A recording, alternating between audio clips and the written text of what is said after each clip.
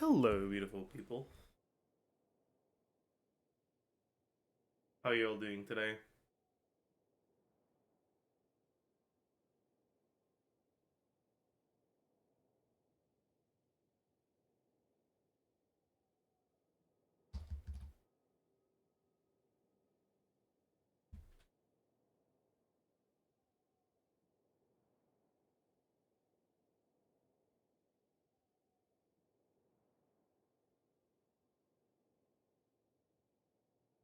How are you all doing today?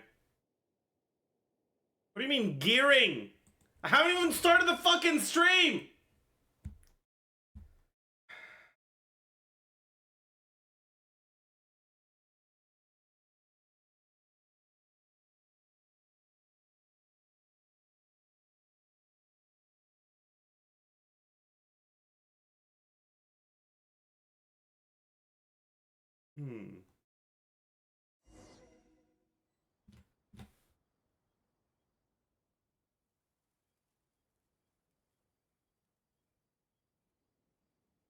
I ask you, how are you? On this day... Ow. What is that? Honestly, I'm not great. I'm better than yesterday. Yesterday... Like, as the day... Hello. As the day progressed, I got, like, a fucking headache that just became worse and worse. Don't wait around. That's what they say anyway. And... The opposite is probably true for me. by the time it was like fucking 8 p.m. or something, the headache was so fucking bad. You know when you have like a really bad headache and any noise, no matter how quiet or loud, just starts feeling overwhelming? I don't know how to explain it, man. Like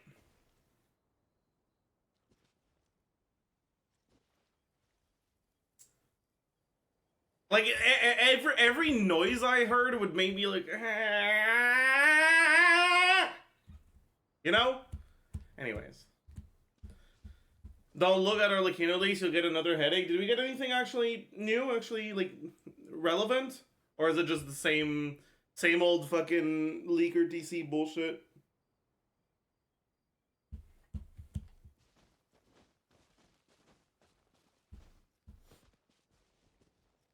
It's Big Hutao again, I see. It's just yapping. Overshadowing Hutao. Okay. Why Chiori is a must pull. Some people in China are writing letters complaining. Chiori's PV? What the fuck is PV?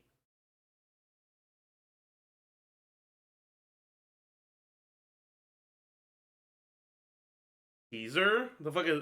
Oh, promotional video. I see. For being too violent to the customer and Shillers covers up Chiori's crime of beating the customer? Wait, I have a banger tweet. I don't think they properly watched the trailer. She didn't beat him up. Oh. We saw her use her scissors to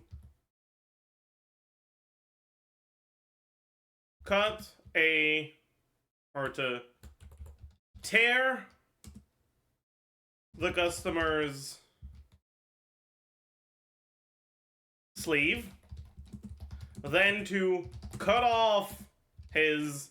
What do you call the fucking neck thing?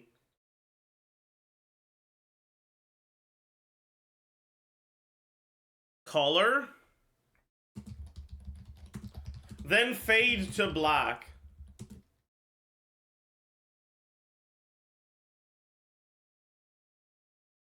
The logical escalation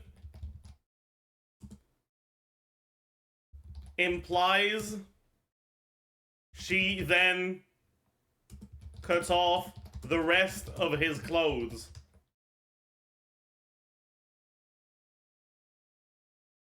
Me when.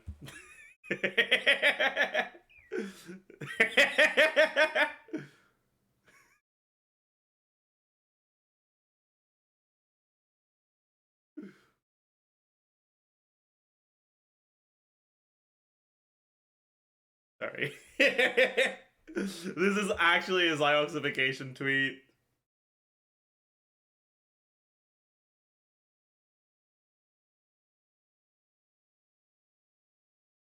What the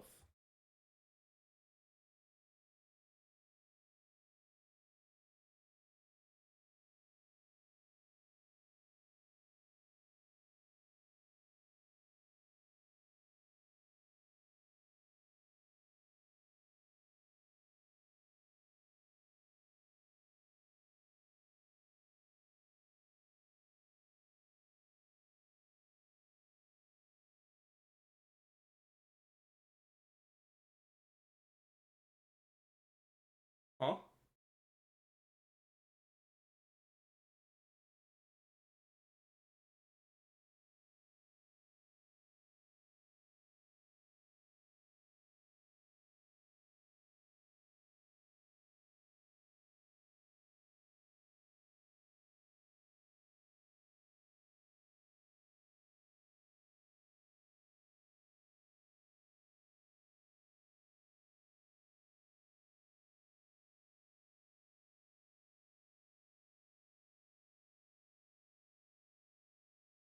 Hmm.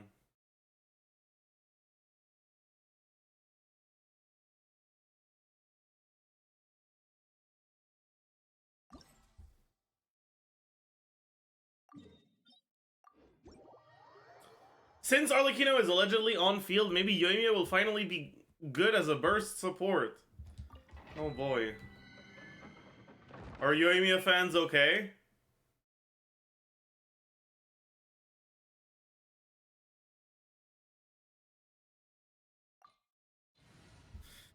Are Yoimiya fans okay? Alright.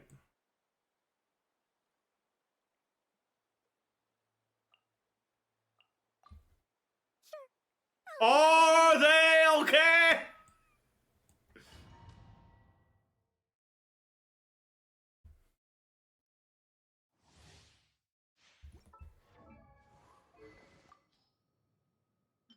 Are plunge attacks considered normal attacks? Because I've been wondering for some of the artifact effects. No. Plunge attacks are not considered normal attack talents. Or normal attacks. Anything that increases your normal attack talent level, well, anything. The one thing that increases your normal attack talent level, which is Child's exploration passive, will increase plunge attack because that's what the scaling is based off. But anything that increases normal attack damage will not apply to plunge attacks, no.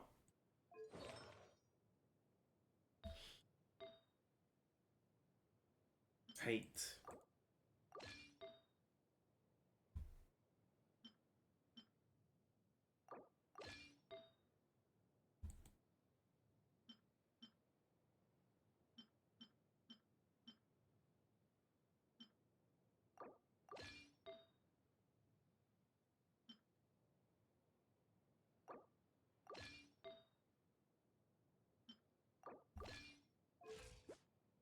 Fuck.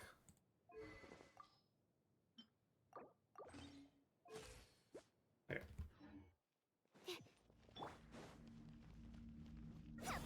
For Evil is the best emote, hands down. I kind of agree, honestly.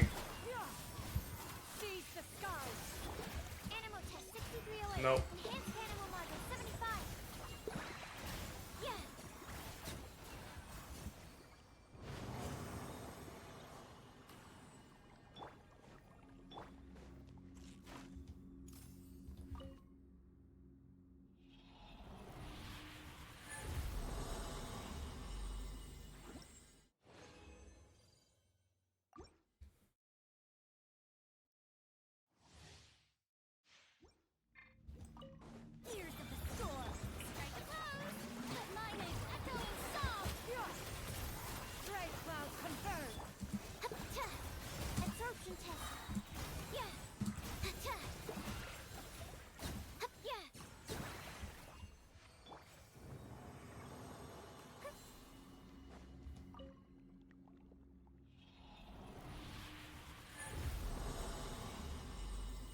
What is Arlecchino's weapon type? She is a polearm.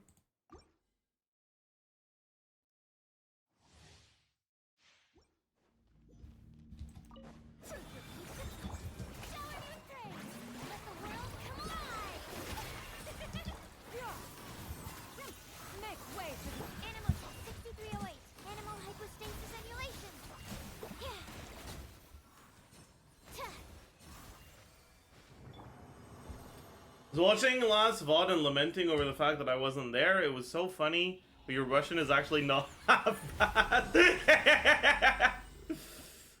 I watched the CC you mentioned. Is especially good at commenting Abyss tournaments we have. I see. Excited to see the video. Pong. Never expected this collab to happen, but I'm so happy. Hey.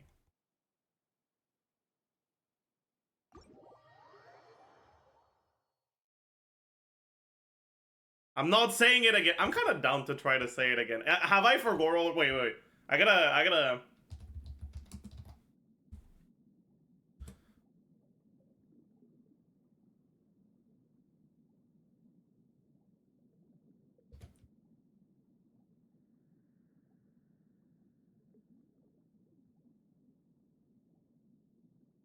Приветствую, прекрасный народ. True!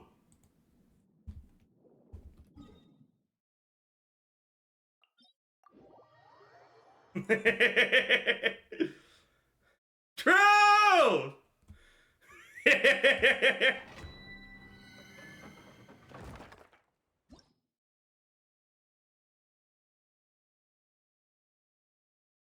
People feet? Honestly, you should get banned for this.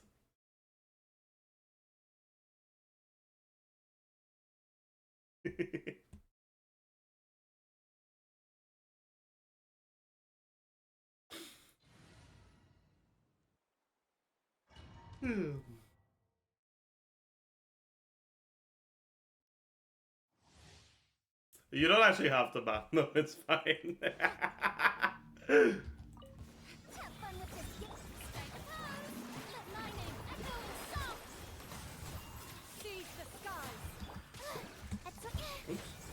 I am bad at the video game.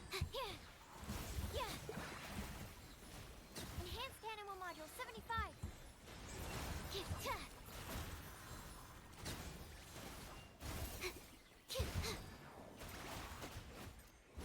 Dare to mess with me?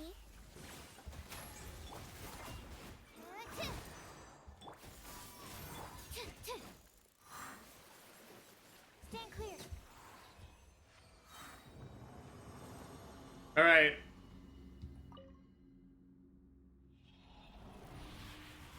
I'm sorry for your ears, by the way, but wow!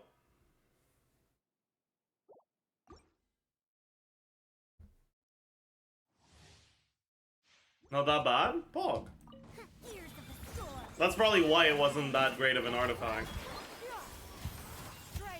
Oh wait, did you mean the artifact isn't that bad? Stand clear. Mark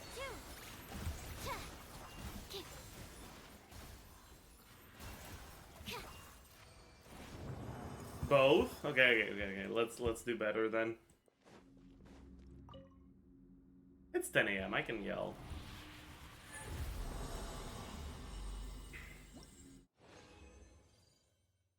Wow!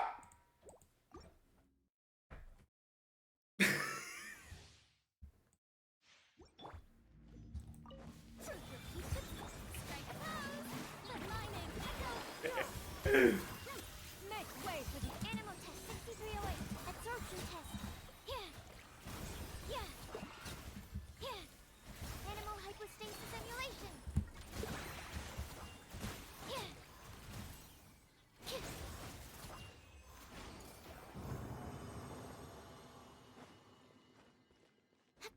This is Shanyan's best team because Sucrose is cool and funny.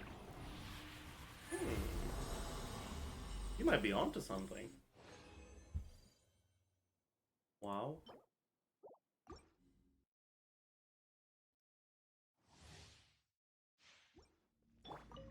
Have fun with this gift. Shower me with praise. Let the world come. Seize the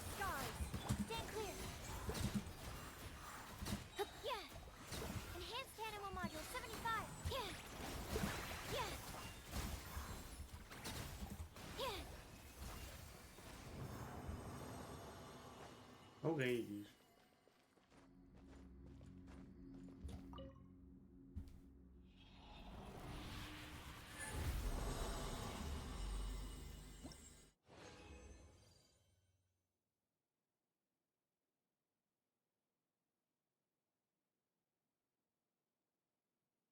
Chat, Twitter is actually so easy. Like, full of Coomers. Just tweet something Coomer and it'll do numbers. It's the Twitter hack.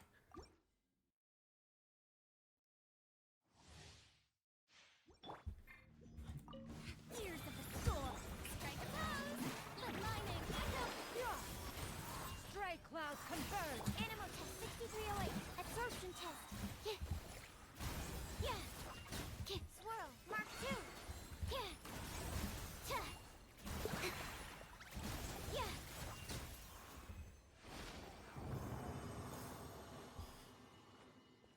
Bros cracked the code. It wasn't very hard to crack, to be fair. You know what they say? Sex sells. Wow.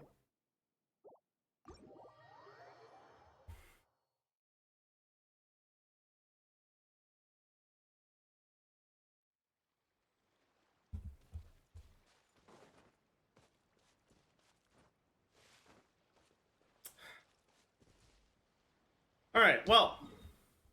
I have consumed my resin. I shall now fulfill my commissions.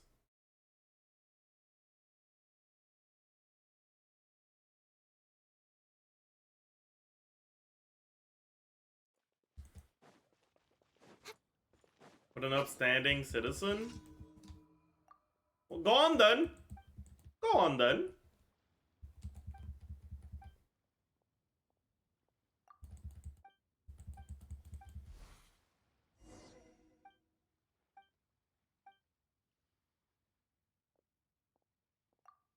You know why it takes Beto 4 hits to break crystals when other claymores only take 3? I think it just has lower bluntness or whatever. It's because the attacks are faster, basically.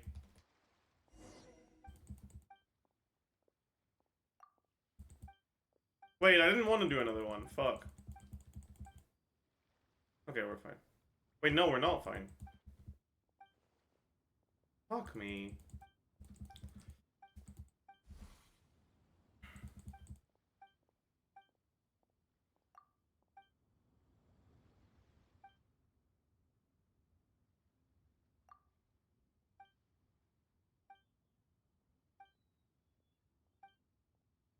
That'll do.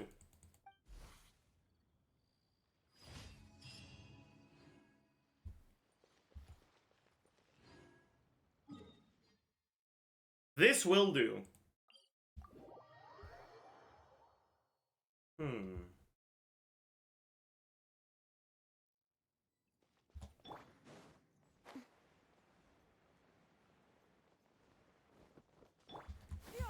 Skyward. Scatter.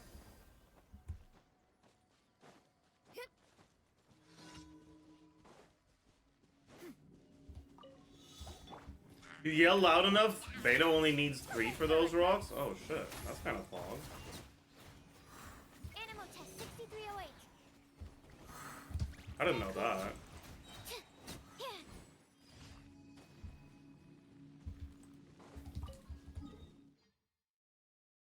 Alikino went through a roller coaster. Rumors of being Fontaine Wheatley boss, dying, being sword user, not being playable, and now apparently we get her drip marketing. True. What do we know about her so far? Overshadows Hu Tao. Requires signature weapon. Strips when you ult. Or when you skill, I don't remember. Strips during gameplay.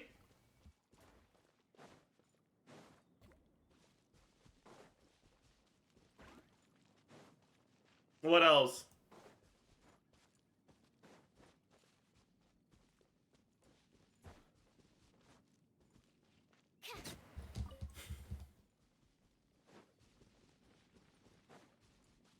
Scythe in charge attack only if you have signature, right? Yeah, that's that. There's that too.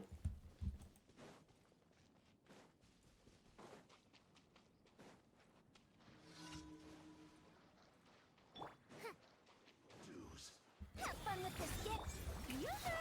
I don't wanna. Absorption test. Stand Oh, clear. what the fuck? Okay, Blood has no HP. What the hell? Thank you for the $1.04. Very specific donation amount.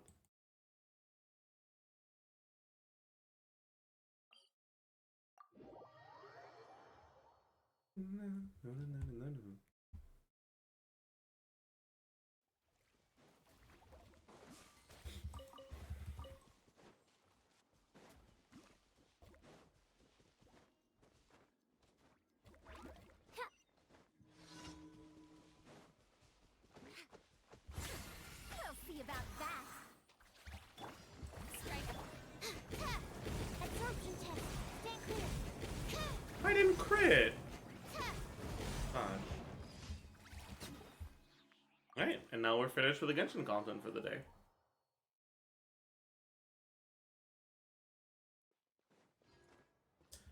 I would actually expect her to be an off-field unit since it would make sense story-wise. She pulls the strings and stuff. I mean, I don't think they've done that before. Like, I don't think they've consistently made the fucking playstyle of the unit based on their personality. Like, other than Bennett, whose like gameplay design actually fits their lore really well? Chow, I guess, to some extent. Nevillet, why?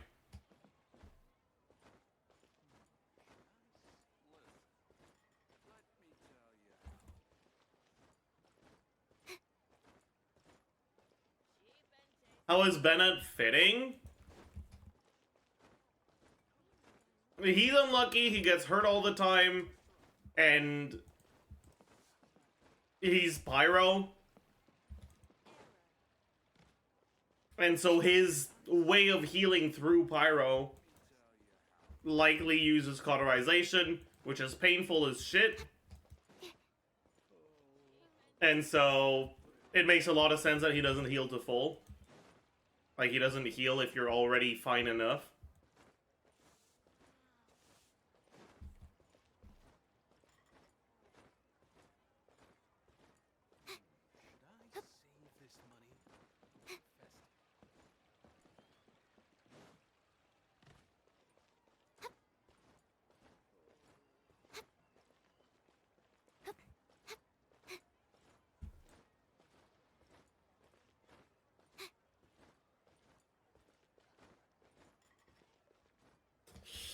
Anyways.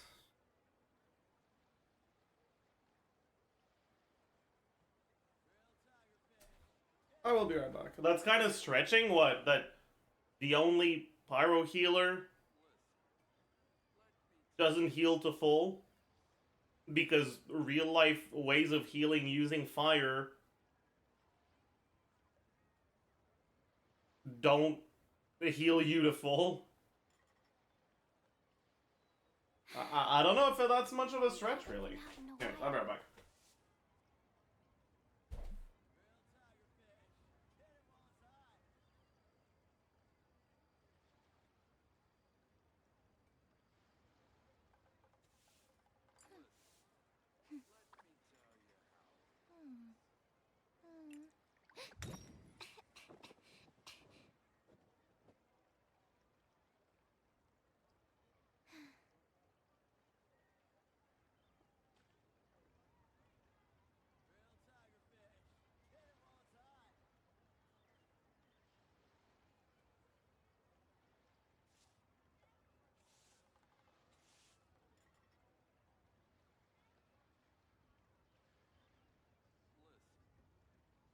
I just need a moment to quickly take down some notes.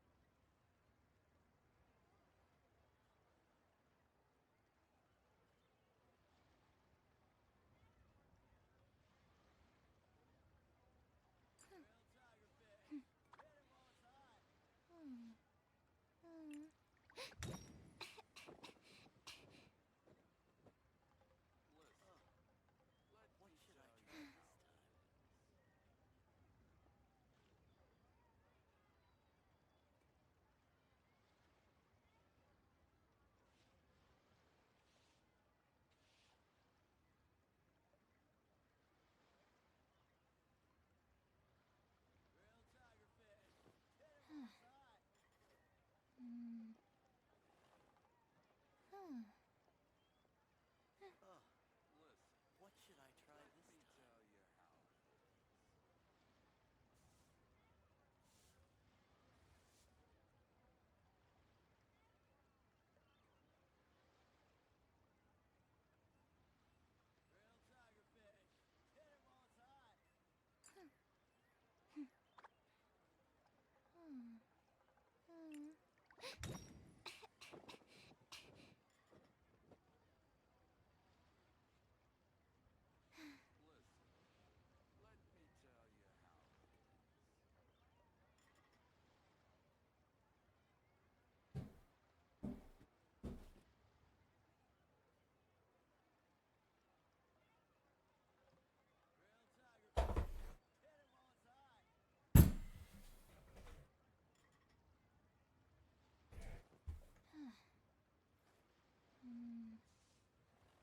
Hello.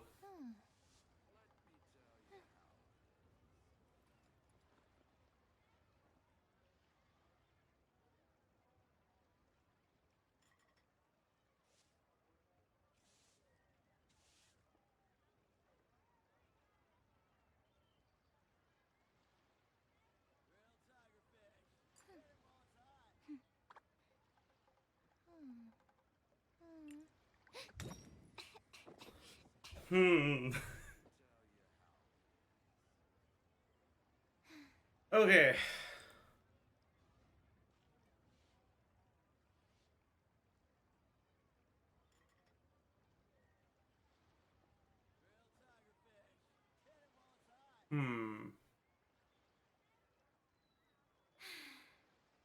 I haven't been out in a while. You think only Hoyo games use the same pull cost to hide the true value behind the currency, like how primogems are more valuable than seller jades? I mean, yes, but it's not just Hoyo games. Every single gacha game. Fuck. But every game that has a fucking premium currency intentionally uses as many steps and different fucking things with the currency as possible so that it's easier to, like, actually directly associate the true cost of things when you see their prices.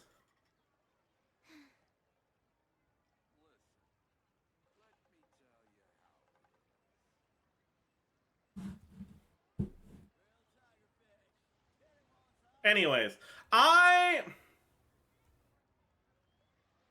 chat. Let's let's watch Heat.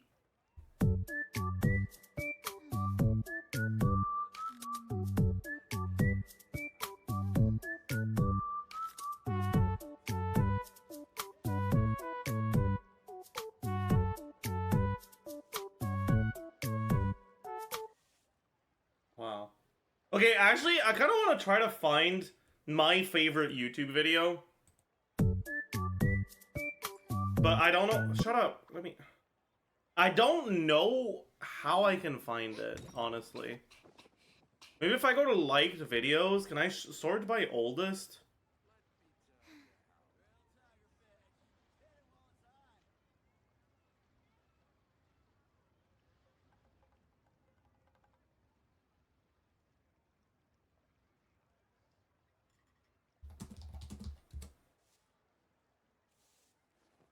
Okay, I found it. Chat, I found it.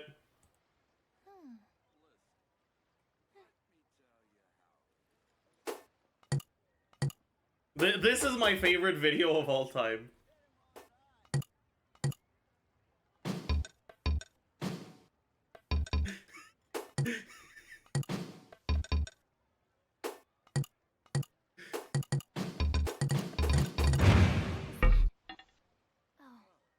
it's gone. Should I try this time? Can I go? This is my favorite video of all time. I love it.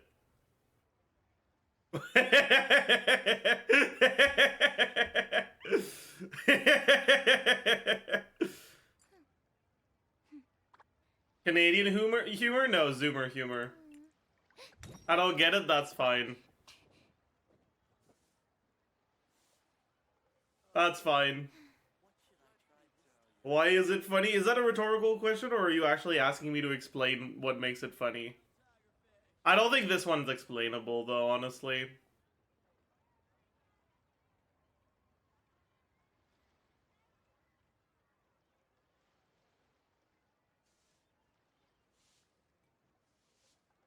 I just need a moment to. It's like... take some notes. It's like you're suspending your disbelief, and you're put in a situation where there's animals speaking to each other in languages that just require like 2 letters, and it's just the sound effects that make it, you know.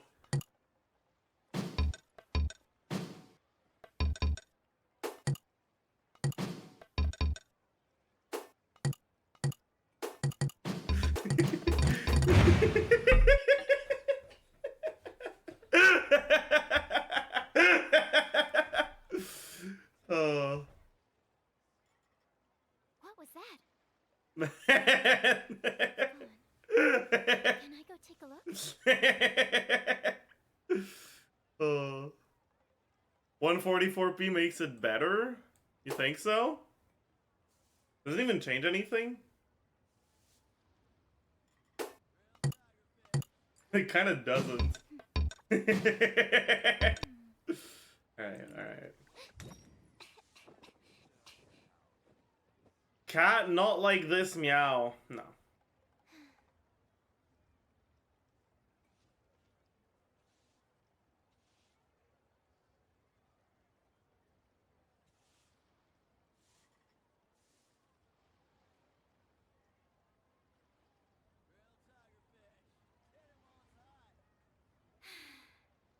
I haven't been out in a while.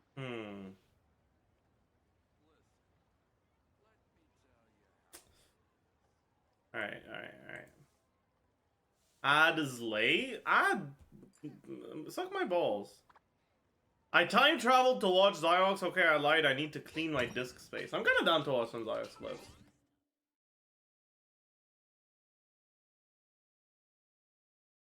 Oh, that's why. I'm sorry. Wait, does. Oh, that's why. Wait, does this work now? I'm gonna play music and talk. Friends, if you hear this right now, I'm sorry. I'm gonna trim the VOD here. Okay, after stream, someone remind me. I'm gonna trim the VOD so it starts here so that VOD friends aren't like, why is this muted? So like VODs, whenever you delete a VOD and trim it, like you delete the start, it doesn't show in VODs anymore. Do you think my VOD friends are smart enough to realize that it starts muted? Do you think they're smart enough? I don't know. But anyways, first 20 minutes are gonna be muted. I'm sorry. Come on, what's up? Thanks for the raid. I appreciate you. Yo, just for you, I'll level 90 a French character. Just for you. This is a Fontaine sneak peek. Question mark? Yeah, what? Just for you, bro. Just for you. We're gonna ascend Thomas. He's German. Yeah, but I said his name French, so it doesn't matter. That makes him French. Mats for Skara, Farzan, Modcheck. Yeah, but Skara's not out for like a year. Wait, when is he out? 9 days. Hey, chat. Do we think I have time? He didn't even say it French. He said it Quebecois. Like, that's not even the same thing. That's not Fontaine. That's fucking... Swamp. To have mats for both of them? At Zajef77, will you main Arlecchino when she is released? I'm hoping that she's fun enough that I can actually play her. And that I don't just get Omega bored after a day.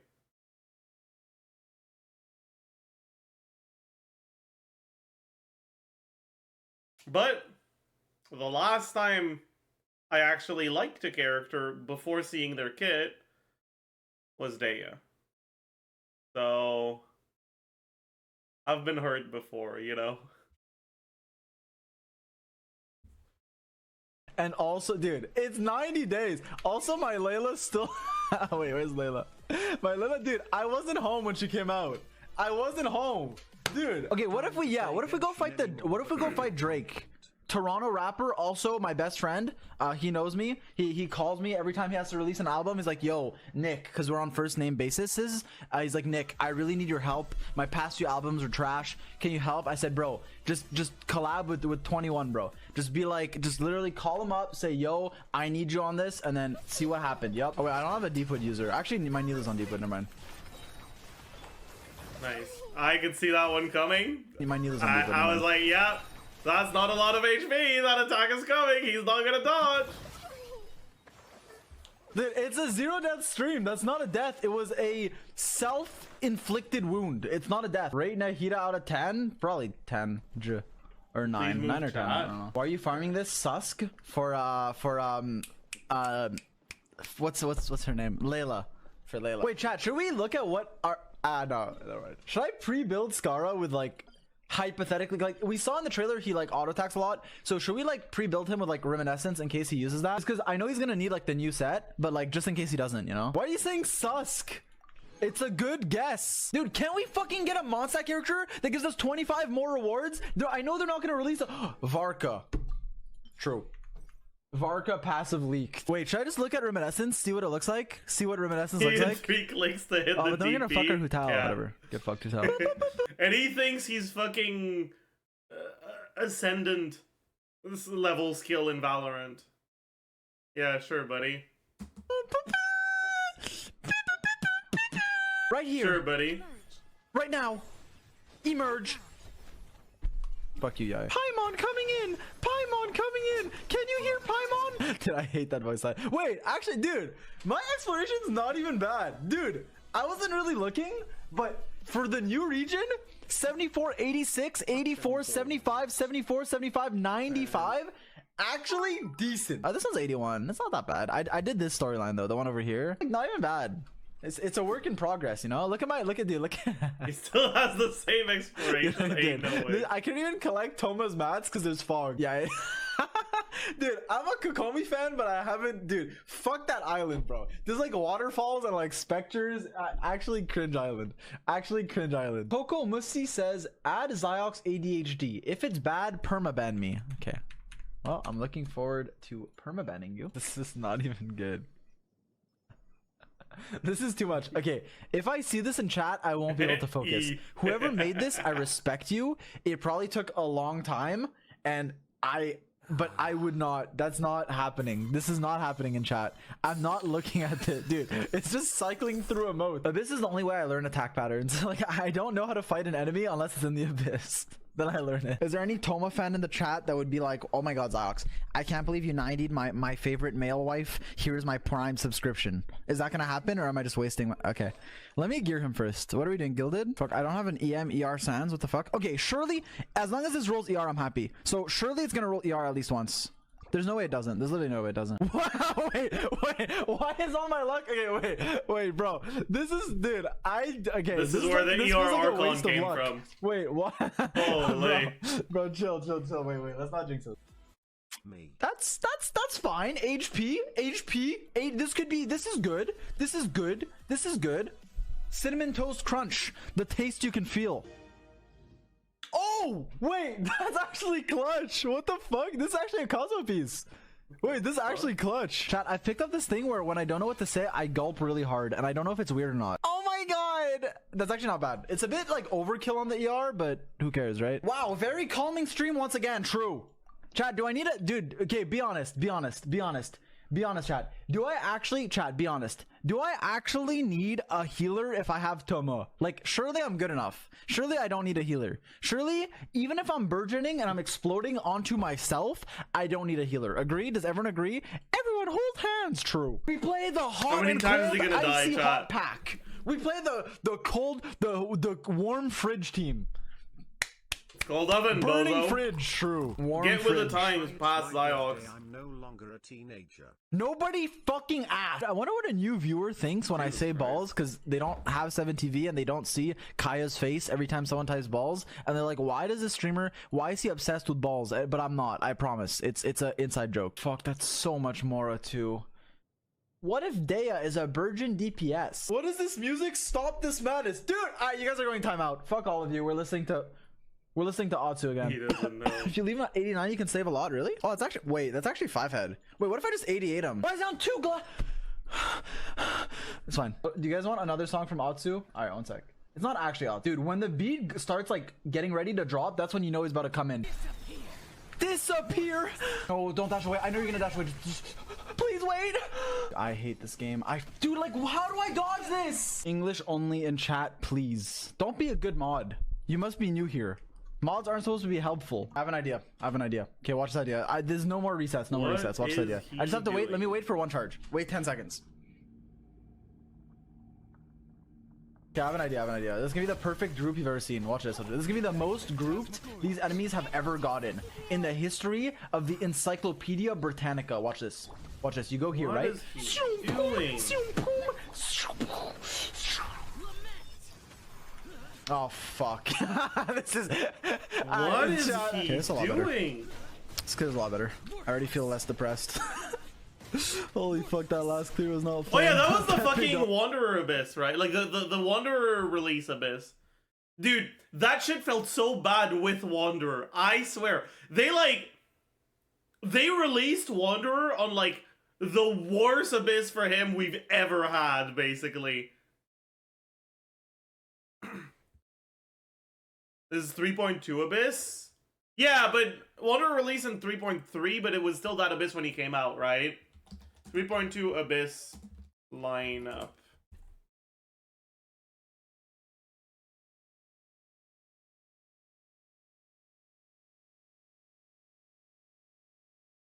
Why is it 411?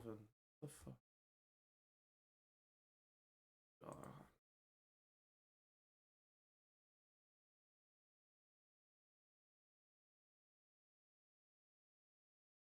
Wait, was it this?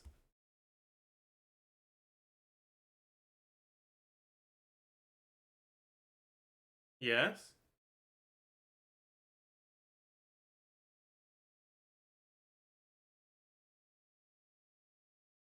Hmm.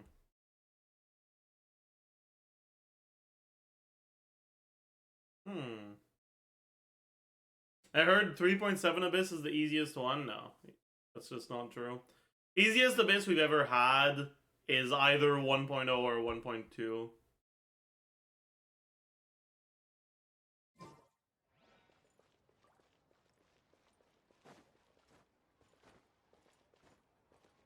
Like, I don't think you realize. Floor 12 in 1.0 was Fatui Skirmishers. That's it. A few Fatui Skirmishers.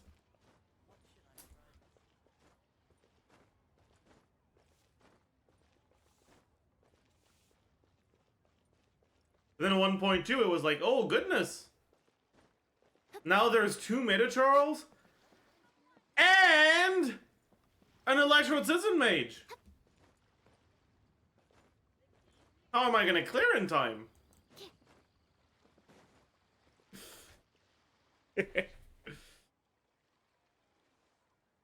Oh my.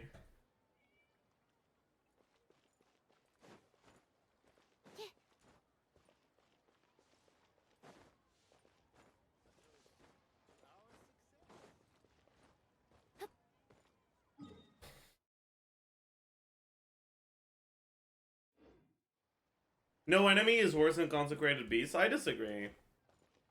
Consecrated Beasts are sometimes annoying because they push you during your iframes. But I don't think they're that frustrating compared to some of the other enemies. Like, I would much rather fight Consecrated Beasts than basically any of the actual cringe shit. I think the main reason why is because They actually hurt? And you can actually dodge them. Right? Like, it's satisfying, yeah, because it's somewhat skill expressive. It's probably the most skill expressive Genshin's like enemy interactions have ever been. What about Coplia? It doesn't really feel interactive. It's just ooh, ooh, ooh. It's not actually telegraphed. It's just ooh, ooh. It's fucking cringe. What should I try this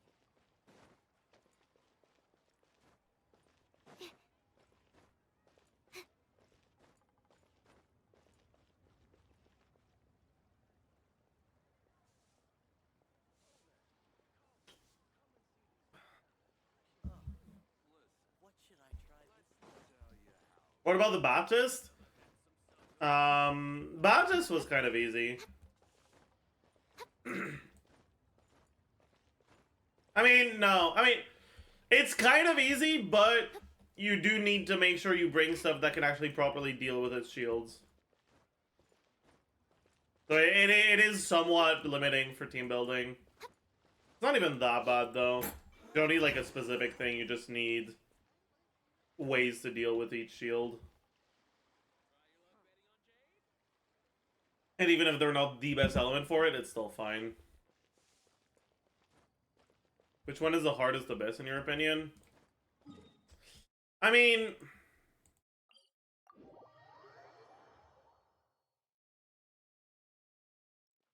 the reality is that it's always going to depend on who you have and who you have built, who you went for. Right?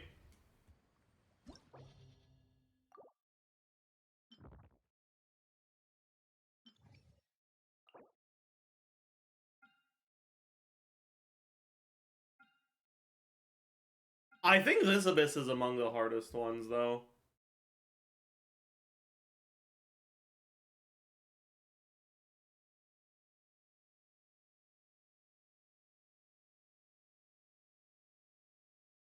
Really? Once you reach a level of so here's the thing, right?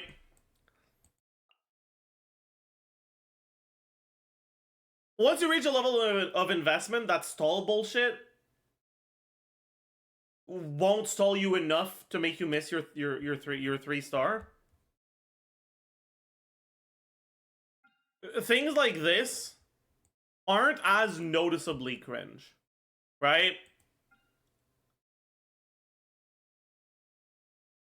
Is there a way for me to watch the stream without the music? If you watch the VOD instead of the stream, and the VOD is like aired out as the stream goes, but you won't be able to be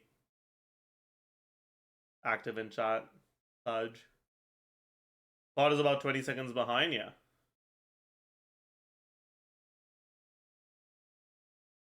It's not hard right now, it's just the highest DPS check. Yeah, but like, to me, that's the most meaningful difficulty, right? The DPS check for this Abyss is just really fucking cringe. But like, let's take a look at Abyss lineup history. Abyss history Genshin.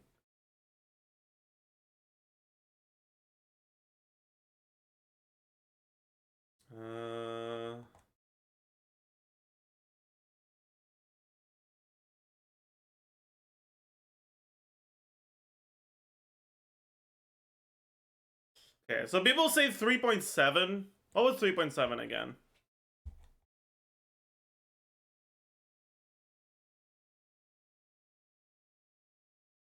Okay, it was the double herald or the triple herald. I think 3.7 is the hardest first half or first chamber we've ever had for sure. But the rest is kind of a joke compared to it.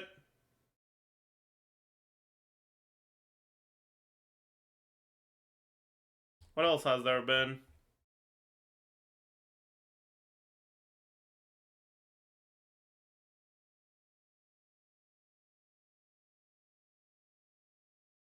Consecrated beasts were such a pain. I didn't really find them to be that bad.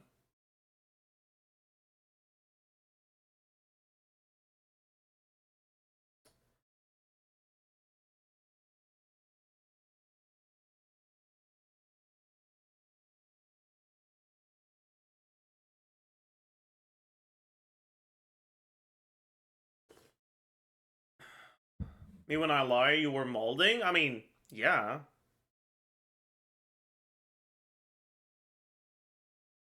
Like, that I'm not saying I did not mold against them.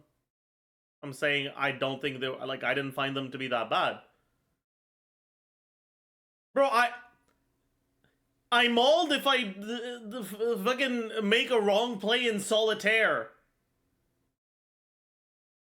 Like, that doesn't mean it's a hard game, you know? Like,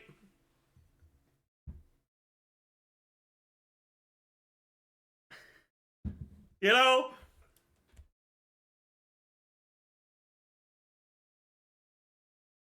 I mauled a lot more against the Heralds than I did against the Beasts. I actually barely mauled it against the Beasts.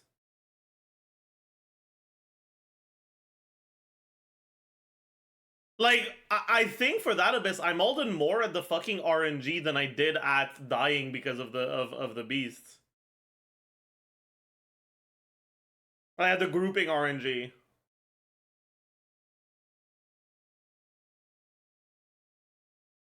Like, unless I'm misremembering, but I don't think so.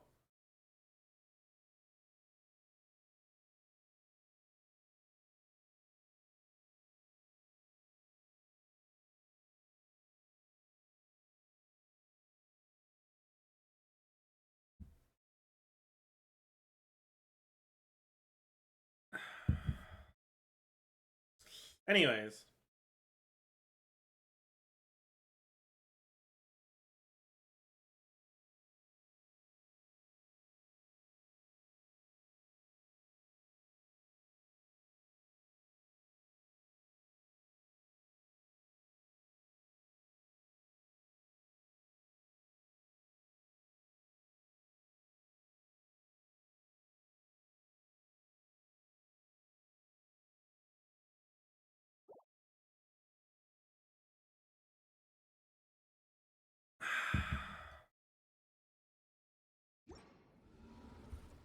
It was a me problem, but Bennett was basically required that time. Yeah, that's fair. The Beast one-shot happened quite often. Yeah, but, like, it should. I don't want the fucking hardest content in the game to just be... can literally don't have to dodge a single attack and you will not die. Like is the case for the current second side of Abyss. Right?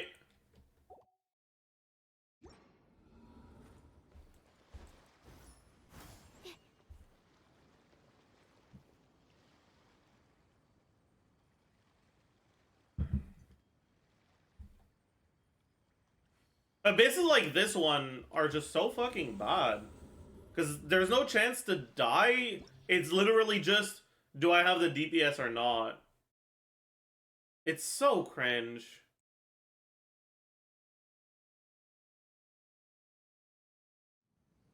You shall.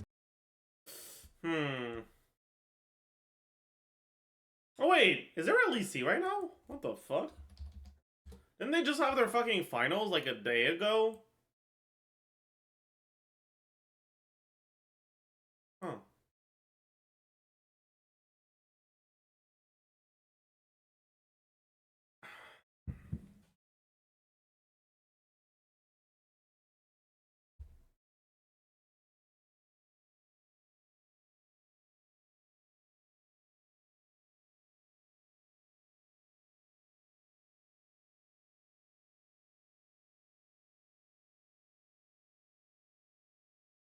First time Consecrated Beasts were in Abyss, I thought I could beat them first try with healless, yeah, aggravate.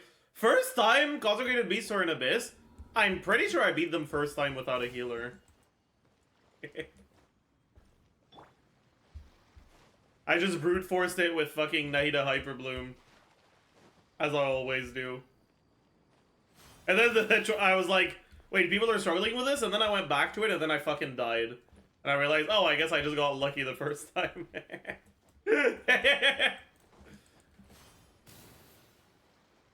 Hi, Zajef. Is content creation a possible career for long term? I envy people who live life just playing games.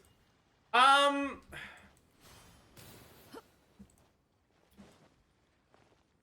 thing about content creation is you have to realize that a lot of people want to do it, right? And there's a lot of luck involved.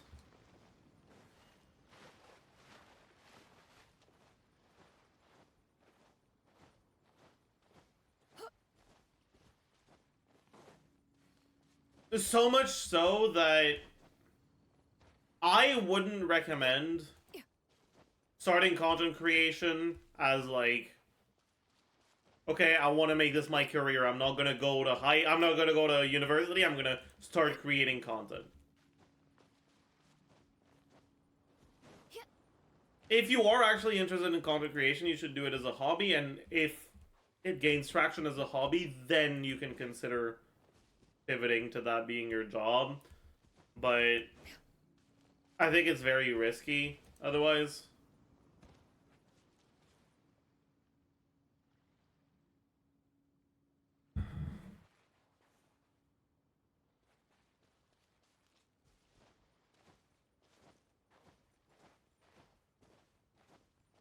That's what I did, and I got lucky, right?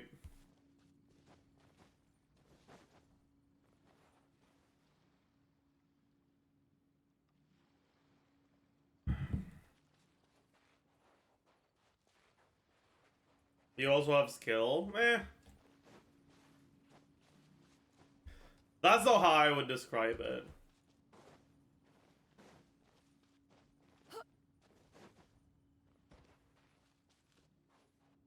Like, realistically, I'm not actually very good at video games, right? I mean, those of you that were here for the fucking Wuthering Waves bosses hologram bullshit, you know I'm not very good at video games. It's very obvious to anyone who actually watches me play something where the skill expression is actually mechanical.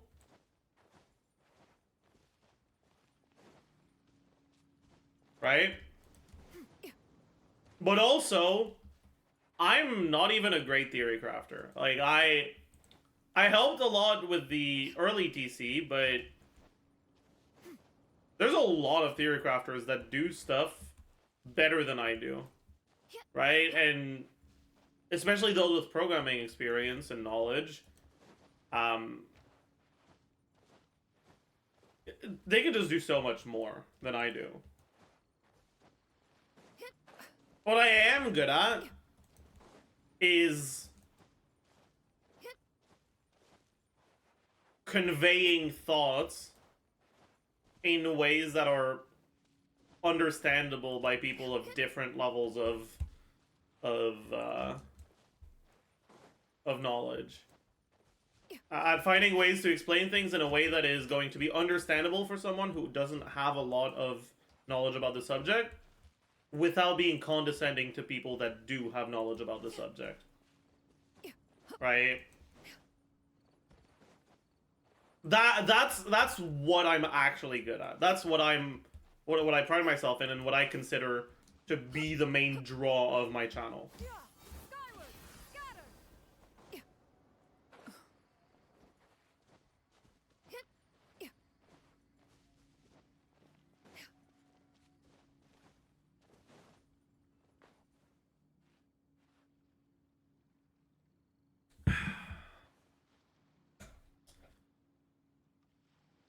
And that just so happened to be something that was missing in the Genshin sphere to some extent, right?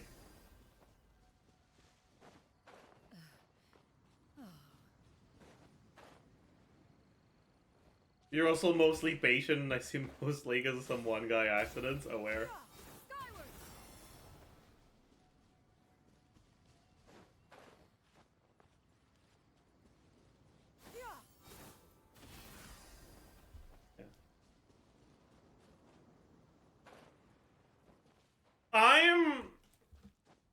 very patient when I'm actually in like the fucking teaching mindset. But I'm not patient at all when I'm not. Yeah.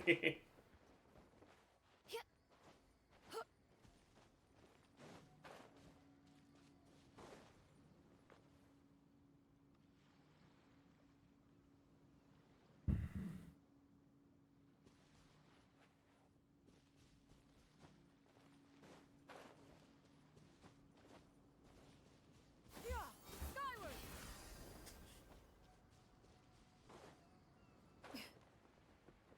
But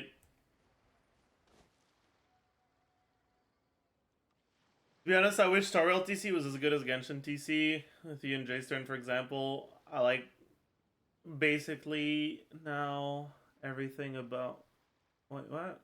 I basically know everything about what to expect from a Genshin unit, but I still don't know shit about Sparkle besides, skill points. I mean...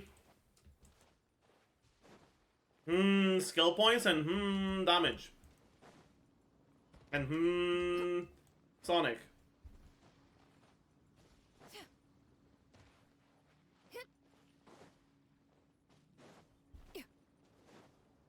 Think of Sparkle this way, okay? She is a slightly skill point positive unit, right? She, like, in the main way that people play her, which is just skill spam, right? She consumes 3 skill points and generates 4 skill points every 3 turns, right? Which is a net gain of 1, which is the same as using a skill and then 2 normals, right? So her own skill point usage is the same as a unit like Ron Mei or Pingyun, kinda. Right? If you are But presently unoccupied, she makes your carry faster, and your carry is then going to consume more skill points because they're happening more often. Right? They're having more turns, and when they have a turn, they generally tend to consume skill points, unless you're playing very skill point efficient carries. Skyward. Scatter.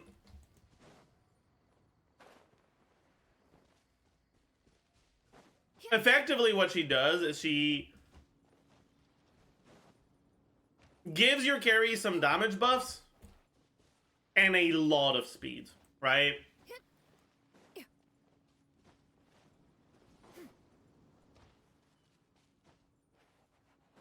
Like a lot of speed.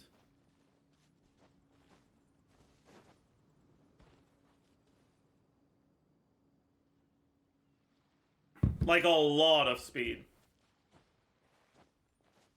Like a lot of speed. Basically, right? In like the default playstyle for her,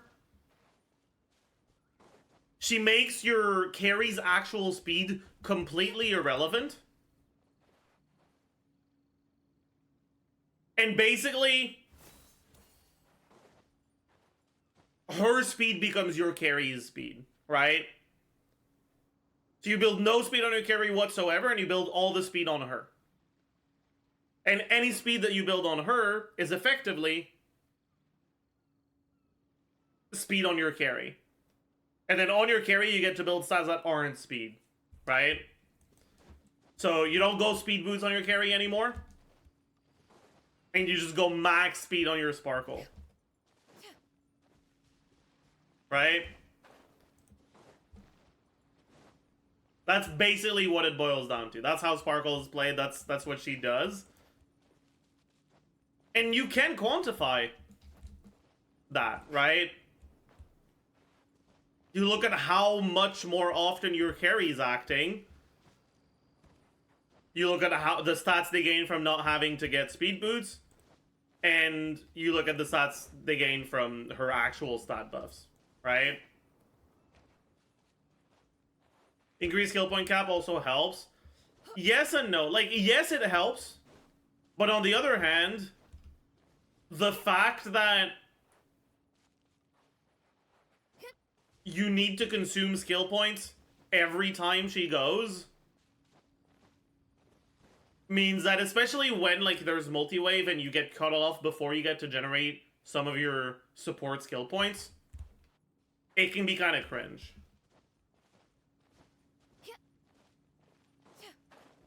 The 160 speed with no set bonus at all is still good. Yeah, it's fine. You should definitely try to get yourself one of the good support planar ornaments. But the 4-piece set doesn't matter that much, no. Ideally, her best in slot right now is win set. Best alternative to that is like hacker space, the speed set. But it doesn't matter that much.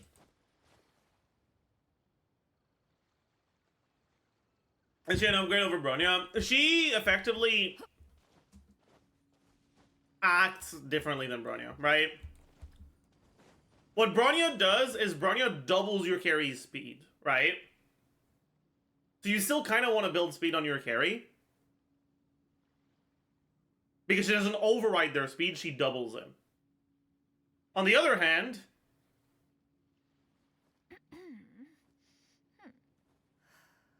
she's a lot rougher on your skill points because, again, right? Your carry will act more often with Bronya than they will with Sparkle, so that's even more skill points. But then on top of that, there's going to be some turns that are not Bronya buffed, and where you'll do a decent amount less damage because you're not Bronya buffed. Right? As a general rule, I would say that Sparkle is better than Bronya.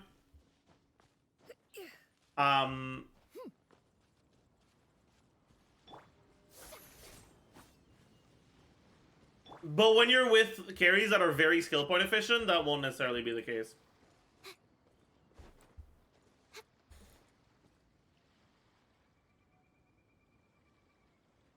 Sparkle or Run May for more pull value as a buffer? Run May.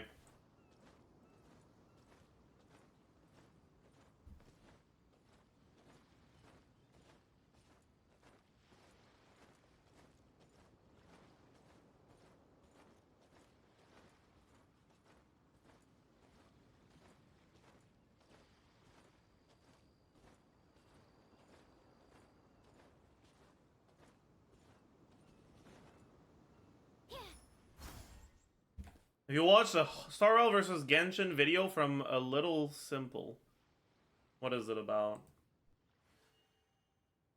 A Genshin could never discussion. Mostly positive.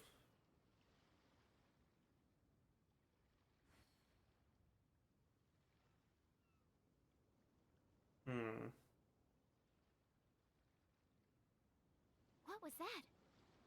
Oh. Yeah, we can look at it. Drama? It's been received too positively for it to be drama baiting. Like, when this is your like to dislike ratio, there's no way they're not being reasonable.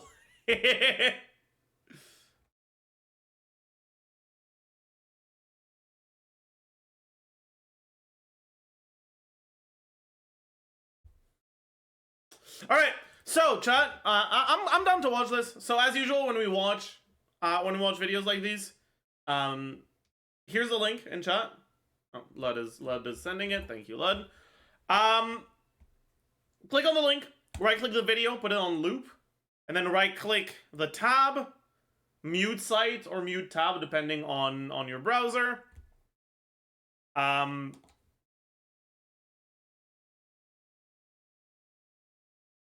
And then press play and leave it running in the background. If you just mute the player, it fucks with analytics. So I'm on mobile. It's okay.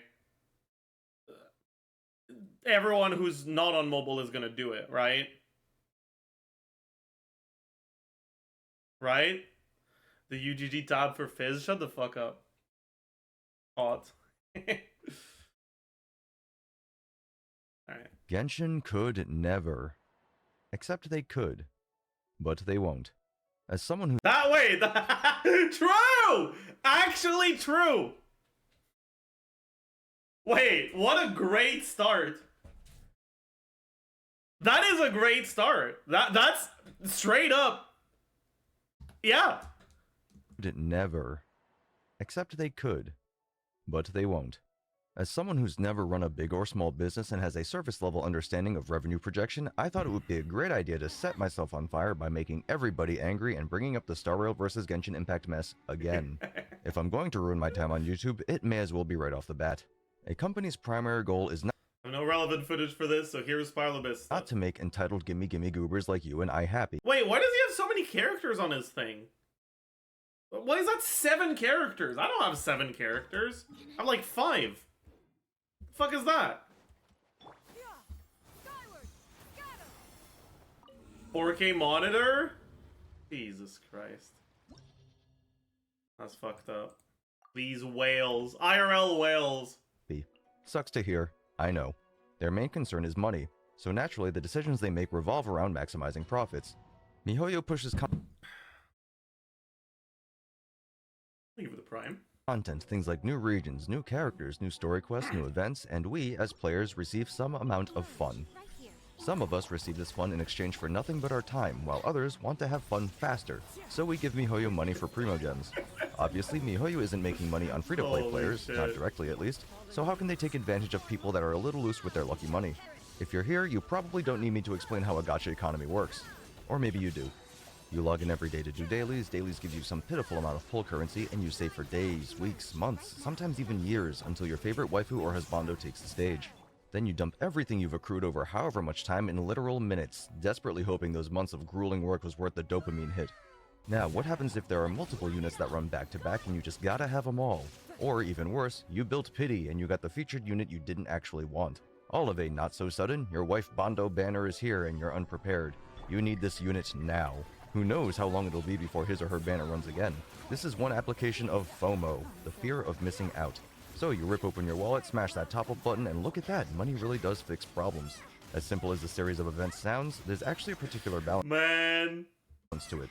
MiHoYo controls your free-to-play income directly. Dailies, events, world exploration, quests, and the idea is they give you enough to allow you to pull a 5-star character every other patch or so, but not enough to let you scoff at the possibility of a surprise Chi-Chi. Life goes on.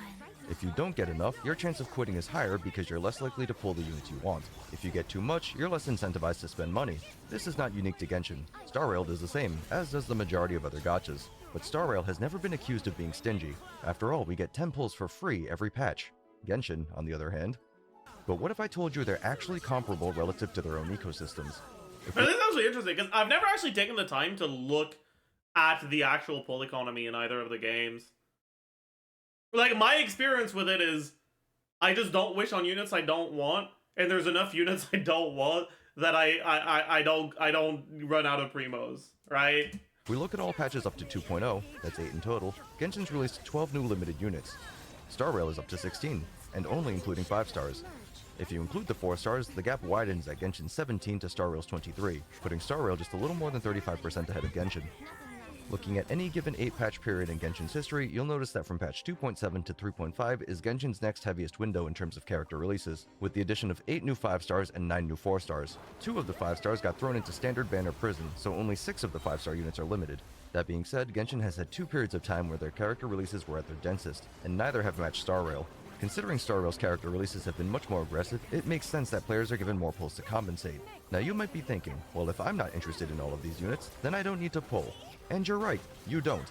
But you may also be one of those people thinking, man, Memory of Chaos, Pure Fiction, all of these new simulated universe modes. It'd be great if I could diversify my roster. And you're right, you should.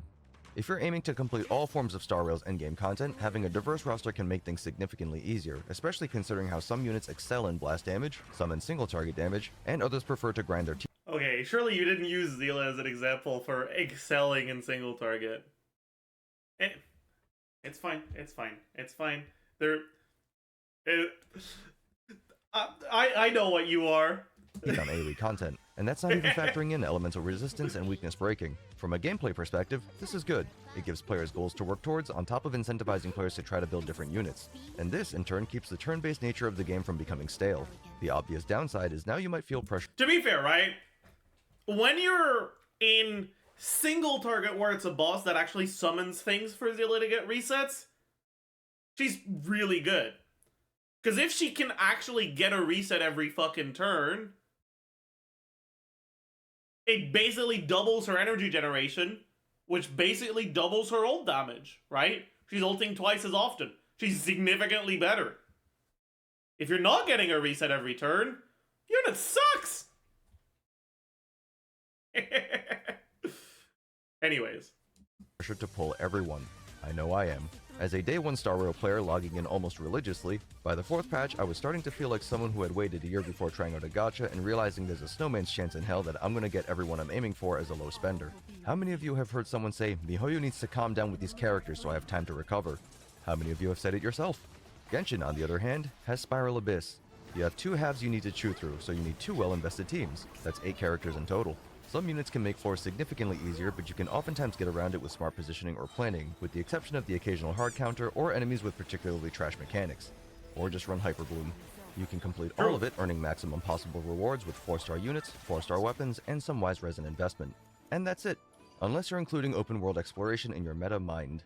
While it's true that some puzzles require certain elements or weapon types to complete, characters that fill these roles are given to you for free, so you're never locked out of being able to complete something because you didn't rip open the wallet.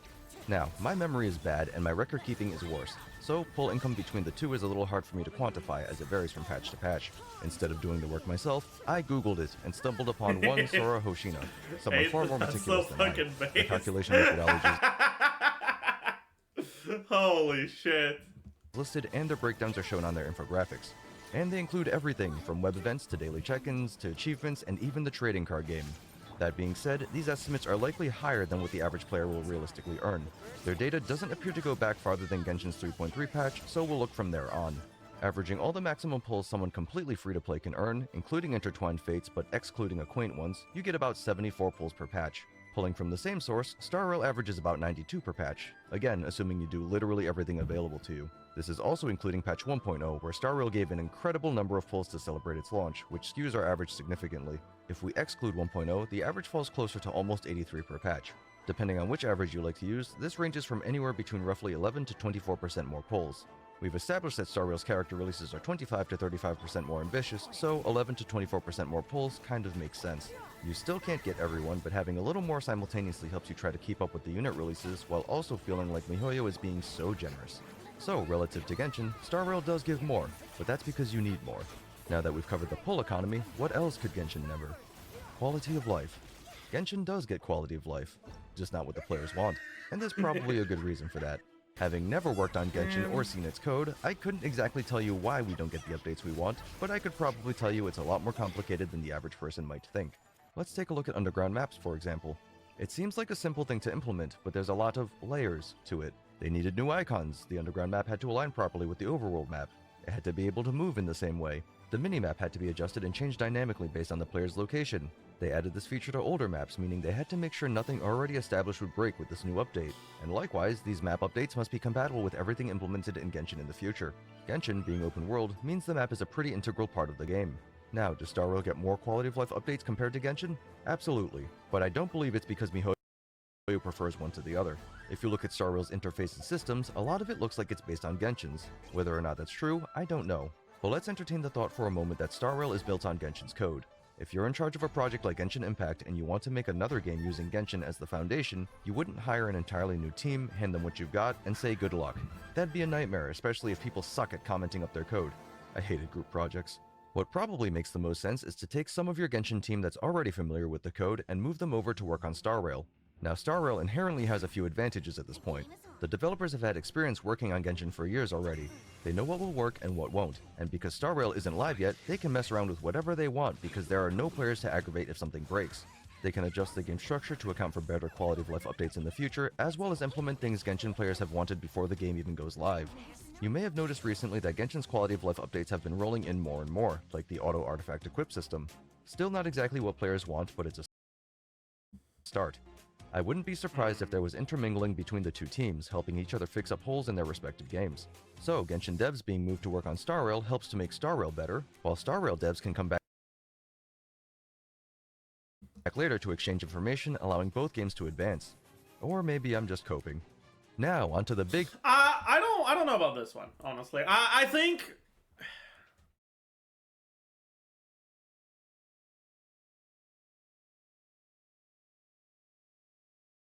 he's giving them too much credit.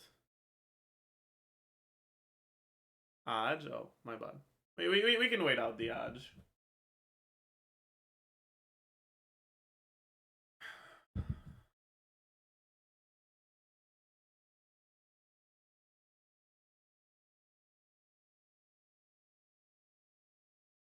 Say something funny.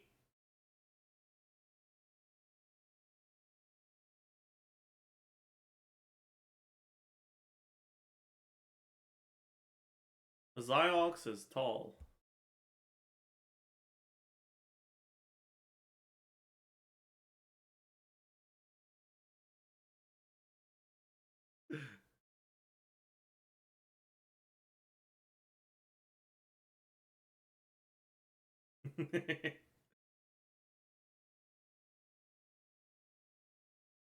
That's so funny. Thank you. Great joke is okay.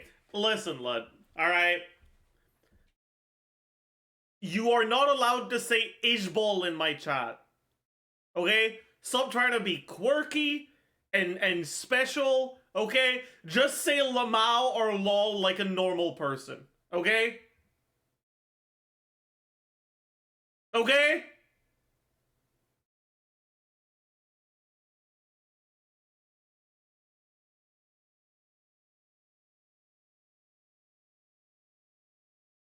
Ishbal fucking sucks. The fuck is Ishbal? It's I just burst out laughing.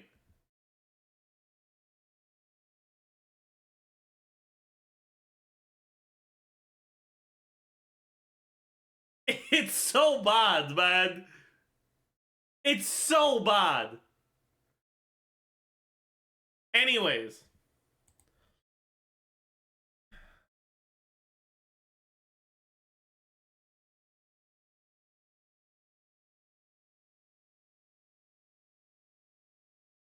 Anyways, as I was saying earlier, thank you for the raid.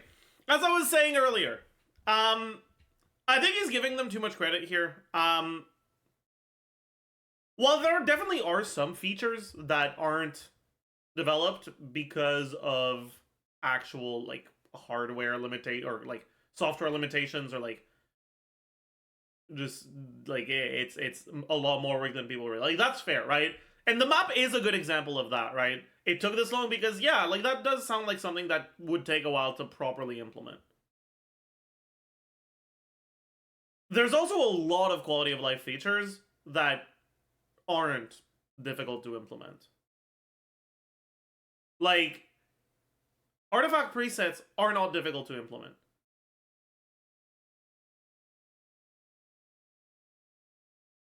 They're just not, right?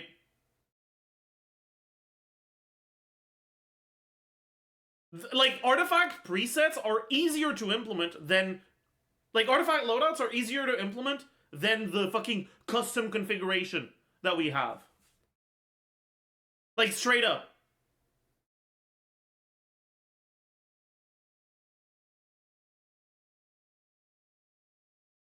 Like, it is easier.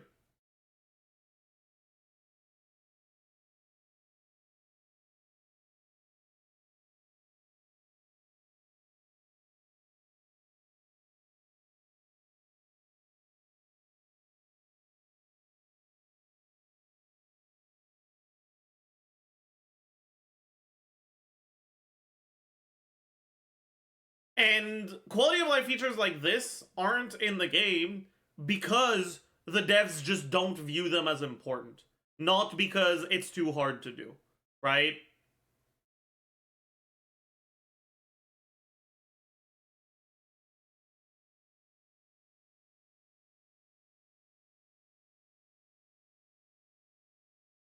They don't view it as important. Now, why don't they view it as important? Because the sort of players that actually want it, if you don't give it to them, they're going to have more artifact farming to do.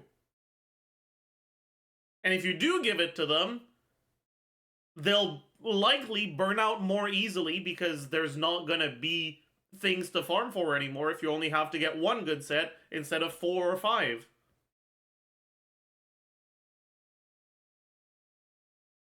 And that's because of the lack of actual content in the game other than building characters. Think of the percentage of player who actually wanted make up less than 10% of the player base. I don't think that's true, because a lot of changes are made for less than 10% of the player base. Like, most changes are.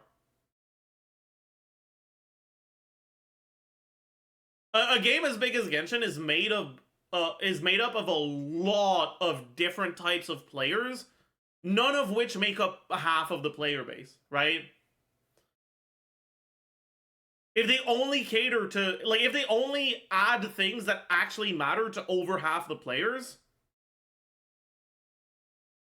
they will literally not do anything.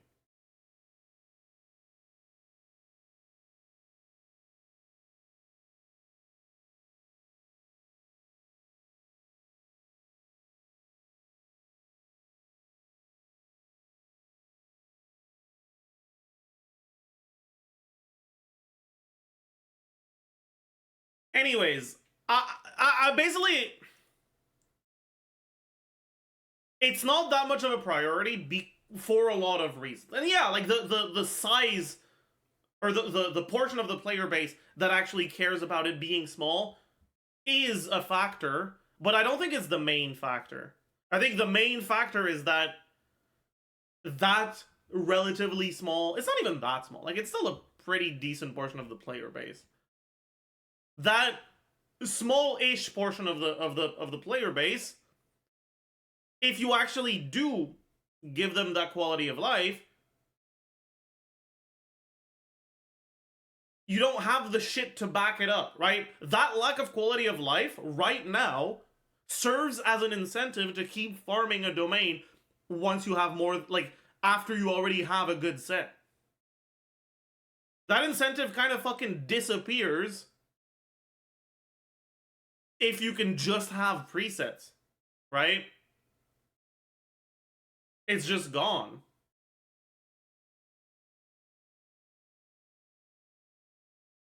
And so, because they don't have the fucking... I get that argument, I just don't think Hoyo cares that much about the current player base. Yeah, that's fair, right? And like I said, right, it's part of it. Part of it is that they just don't care that much about the experience of the sort of players that want artifact loadouts. But also part of it is that sometimes making your game better makes your game worse. Right? If you just fix the problems in Genshin, like the things that are actual problems, without introducing the alternatives that those problems are hiding, Genshin becomes an actually worse game.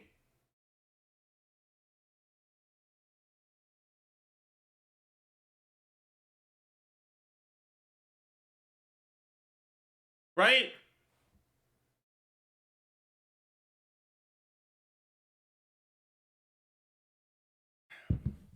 You need to elaborate. A lot of people want resin to be removed, and obviously resin isn't ever going to be removed. But let's take that example. Let's see what would happen if resin was removed. Okay, they remove resin. You and I are happy. Pog, we get to go farm shit. We start farming. We get artifacts. Farm for like 2 weeks. Get 50 CV artifacts on everything. Now what? I don't have a reason to log in anymore. Abyss is joke easy. I quit. There's no point to keep playing anymore.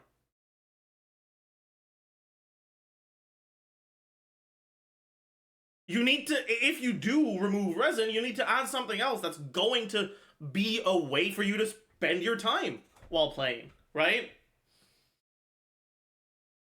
And yeah, resin sucks as a system, but you can't just remove resin without adding something else.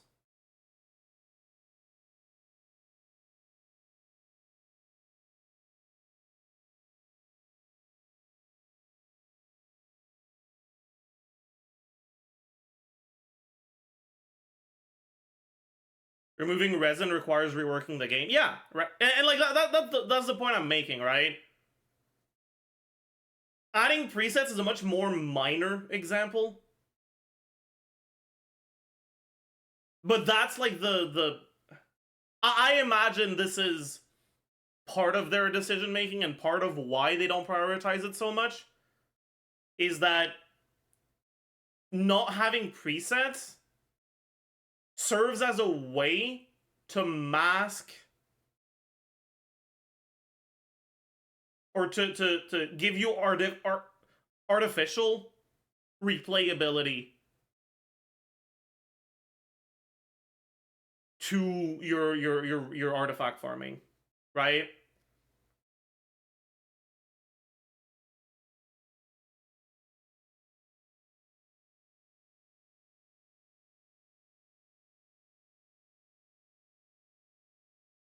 That doesn't make sense. It does make sense.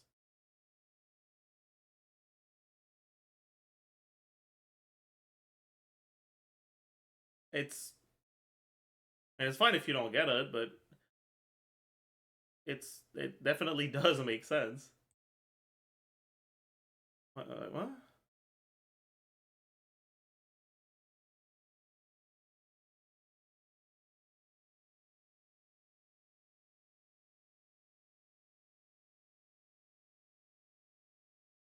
I don't agree. Well, that's not the same thing as it doesn't make sense. Which one is it?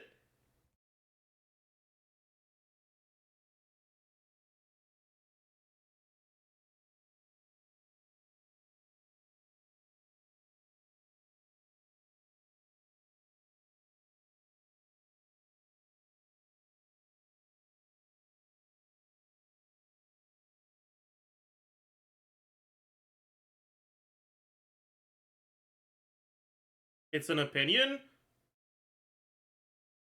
But what is the opinion? Is it that it doesn't make sense or that I'm confused?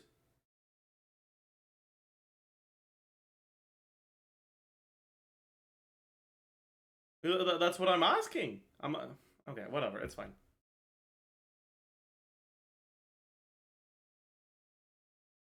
We all want presets, but do we all want them implemented in the same way? Maybe they don't add them because they don't know how to make them so that nobody would complain. No, that's definitely not.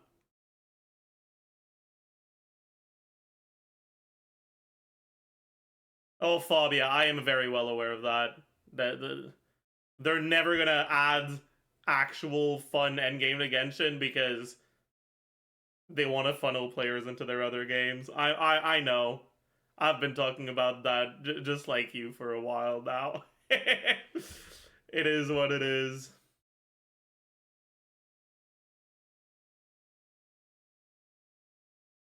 Why do other gacha games have artifact loadouts?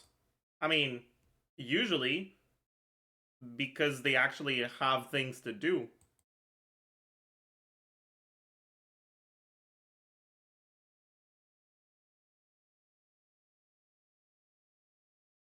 They release characters pretty fast and they power creep like crazy, so you have to keep farming for your new characters.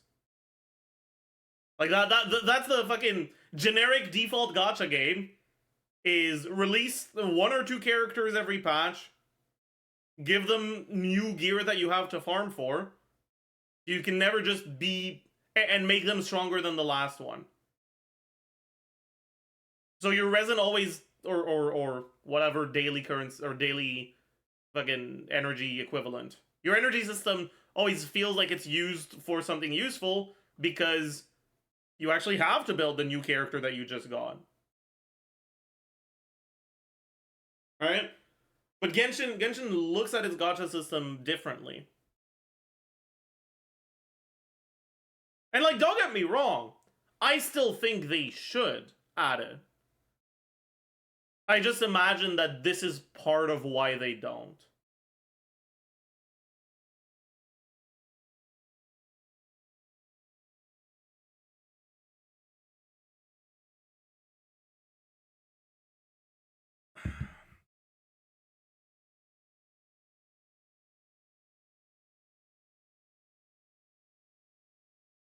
Energy and new characters shouldn't be considered content? I mean,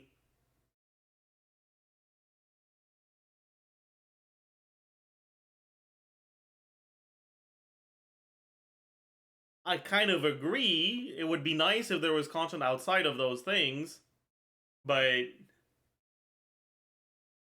that's just often not the reality. And even the content in many gacha games is literally just fucking fun button, you know? The actual appealing part is getting a new character and building them. Not fucking fun button and, ooh, sometimes number big.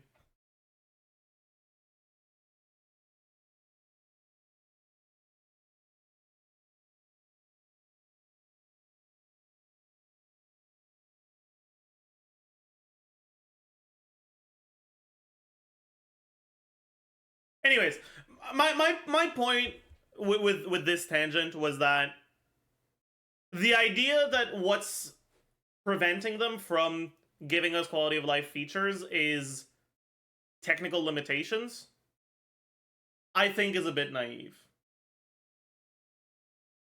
It definitely is the reason why some quality of life features aren't implemented, but not all.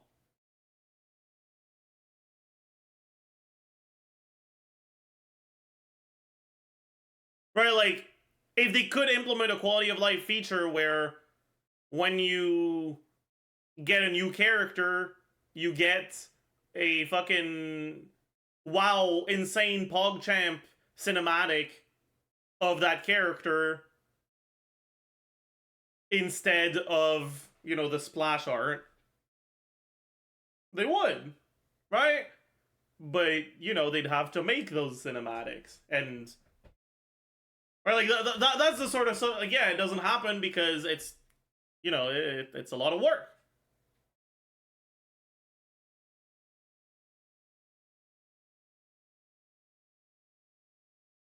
If, I mean,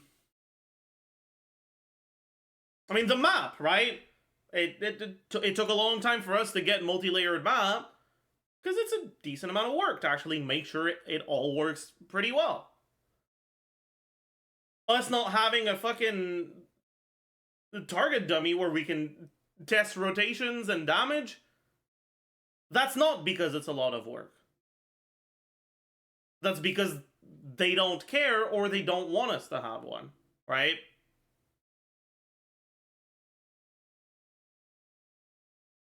Anyways. Big thing that started this whole fiasco, Dr. Ratio. An eccentric, full-fledged, limited 5-star unit that was given out for free as a result of the Game Awards. And I won't lie, when I was watching the Star Rail livestream and Ratio crashed the party, I thought I was getting punked. I thought MiHoYo would never. I thought wrong. But from a marketing perspective, it's a very smart choice for a number of reasons. Many people who may have never heard of Star Rail probably got wind of it from its mention at TGA. As one of these people, you might be thinking, wow, this game won that kick-ass award, I should check it out. And some days later, you find out, wow, they're giving away a 5-star unit for free in this economy? Now you download the game to check it out, and just like that, MiHoYo slid into your DMs. They've got their foot in the door, and the door is your wallet.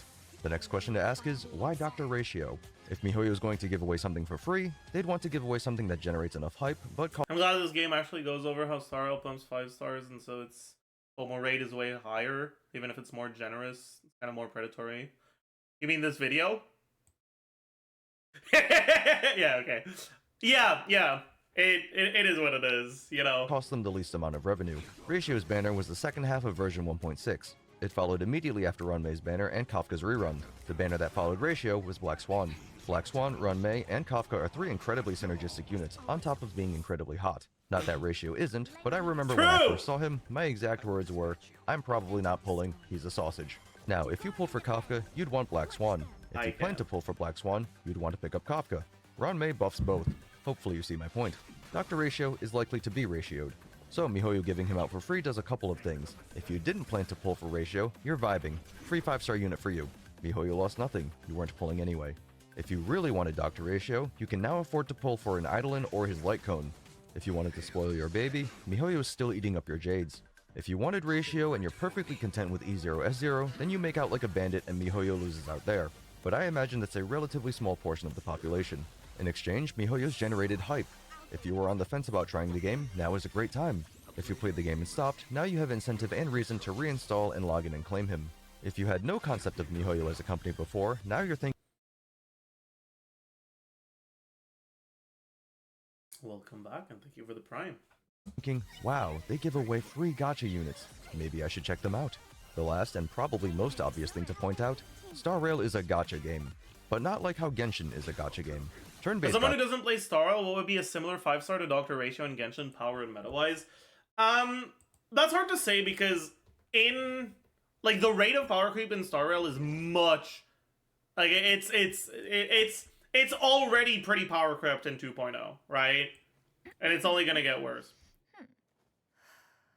I'd say that out of and because he has been released very recently, he's going to be among the stronger units, right?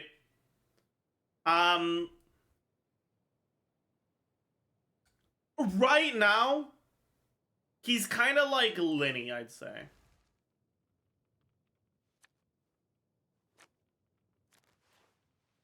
But in 3.0, he'll be Tichnari. And in 4.0, he'll be Erla, right?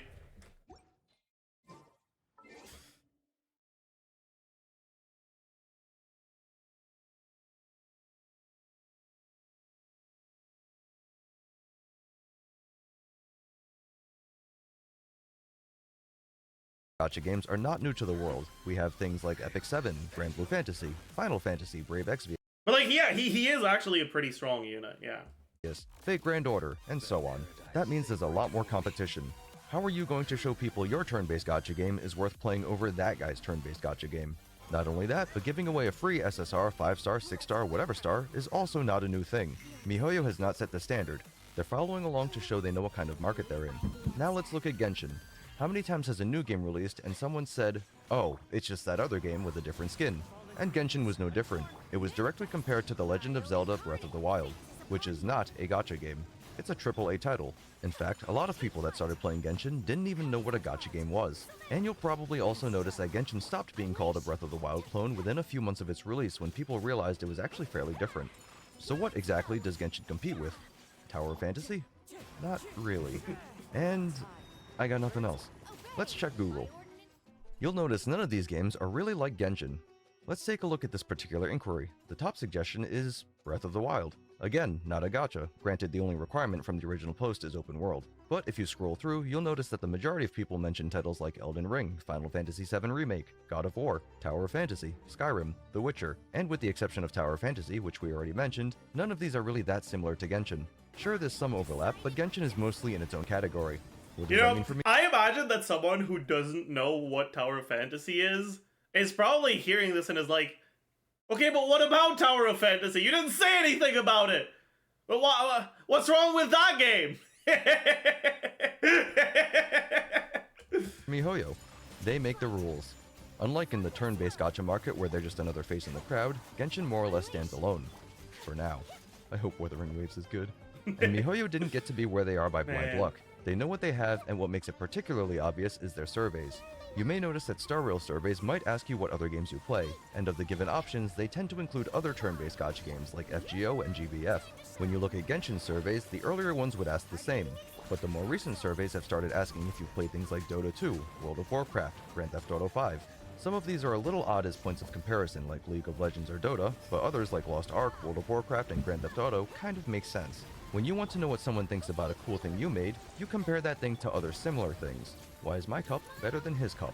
Why does my kite fly lower than her kite? You wouldn't ask why your knitted hat doesn't hold as much liquid as it. Why does my kite fly lower than her kite? You wouldn't ask what is she doing? why your knitted hat doesn't hold as much liquid as that guy's pot. I mean, you could, but you got other problems if you are. So what we can conclude is MiHoYo doesn't believe other gacha games are Genshin's competitors. They've likely structured their anniversary rewards with that in mind. Think of games like World of Warcraft, Final Fantasy XIV, League of Legends, and other live service games.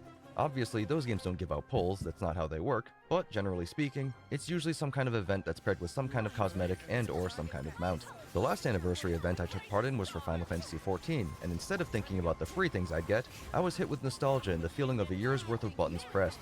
The anniversary events for those games often feel more like celebrations instead of, say, Christmas morning. So until someone else makes an open-world action RPG gacha game, your only option right now is Genshin Impact and their anniversary shows, or Tower of Fantasy. Finally, Genshin right now is Genshin Impact and their anniversary shows, or Tower of Fantasy. Finally, getting to the point, why couldn't Genshin Impact give out a free doctor ratio? They absolutely could, but they don't need to. If you don't like it, you can quit, but where are you gonna go? Back to me. Another thing to note, expectations are important. One big reason Genshin's first anniversary was almost akin to self-immolation for MiHoYo is most other gacha games have pretty decent anniversary events. Veterans of other gacha games were expecting a lot, while a lot of non-gacha players were just having a good time. The average Genshin player's expectations are so low now, deep-throating the unfriendly end of a shotgun doesn't seem like a terrible idea. Star Rail players, while eating good, are also potentially setting themselves up for disappointment. I've already seen a few posts on Twitter and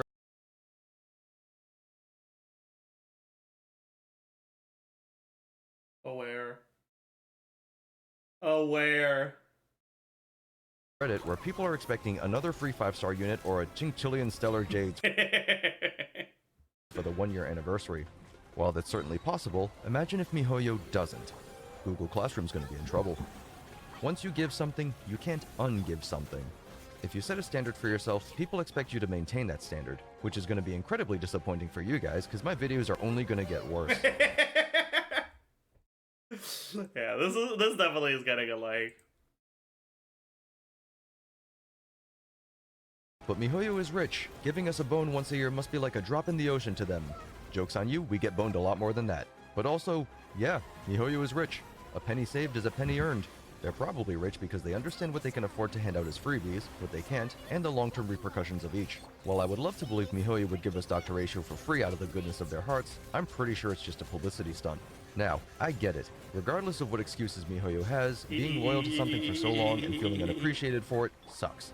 I'm not saying you shouldn't be disappointed or upset or frustrated. I'm not even saying you shouldn't complain. Complaining is fun. It's cathartic, especially when we all get to complain together and agree on the same things. Sometimes playing Genshin feels like coming back to the abusive ex over and over because she does that thing with her finger that you really like. But when she's not looking to do finger stuff, you spend all your time being ignored while you sob silently in the corner of a dimly lit room. And then there's Star Rail, who does finger stuff and more, and will listen to you while you cry, but only for about 10 minutes a day. Or more if you're on the simulated universe grind. So, I'm allowed to be disappointed, upset, frustrated, and allowed to complain even. But I don't want to be like this forever. What can I do? Well, if you're in a garbage relationship with a boyfriend that doesn't do enough and takes too long to get his shit together, do what my ex did. Dump him. But what if you don't want to dump him? What if you can fix him? He has his good qualities after all. You cut his stash off. Money talks, and when you stop giving MiHoYo money, they'll notice. Pretend for a moment that you're a greedy company.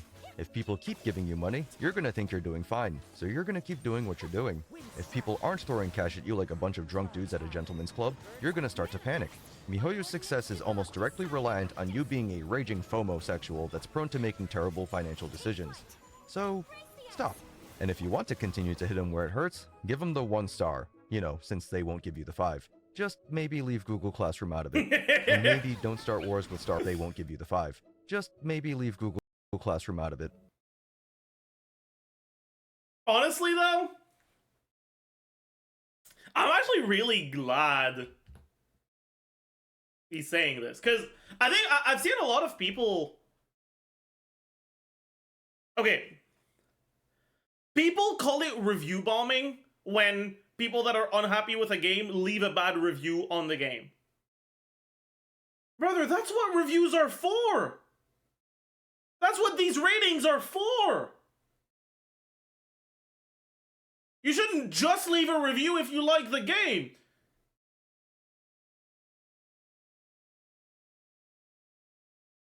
You know, like, huh?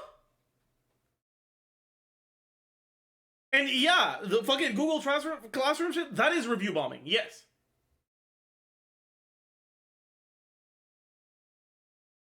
But people said, like, I remember, like, when that happened, before people started going to Google Classroom,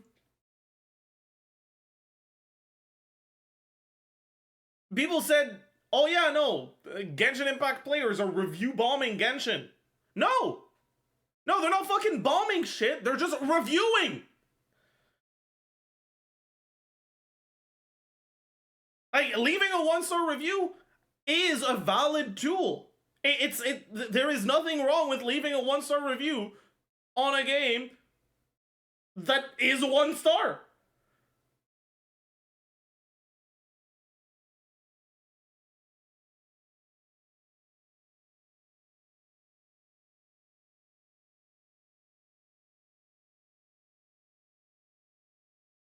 Anyways, From the one I'm glad he's saying this. Like, yeah, if you're not satisfied, you can give them a 1-star review because that's good. star, you know, since they won't give you the 5. Just maybe leave Google Classroom out of it. And maybe don't Right? Like, he said, yeah, leaving a 1-star review is a good thing you can do, but don't actually go and review bomb other fucking things. Like, that's, yeah, great. I think a lot of people don't actually say that enough. Like, when people talk about the review bombing for Genshin's anniversary, they don't present the 1-star reviews that Genshin received as, yeah, they got bad reviews. It's like, no, they got review bombed. Like, those bad reviews don't count. But they do. start wars with Star Rail players. It's funny for a bit, but then we all start fighting, and the only winner is MiHoYo. People seem to be forgetting we get a 5-star every year in the form of Xingqiu or Xiangling. True! Genshin. People seem to be forgetting we get a 5-star every year in the form of Xingqiu or Xiangling. Good take!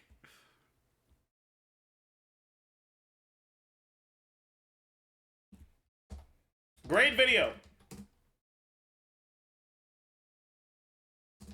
I think you're giving the devs a bit too much benefit of the doubt when it comes to QOL.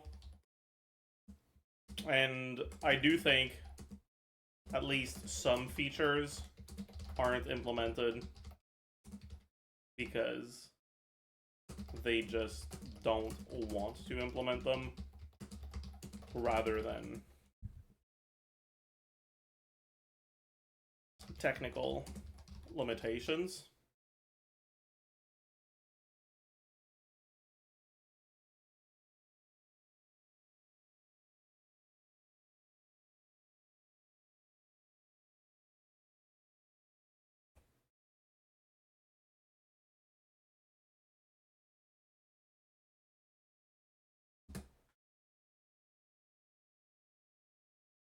But even then,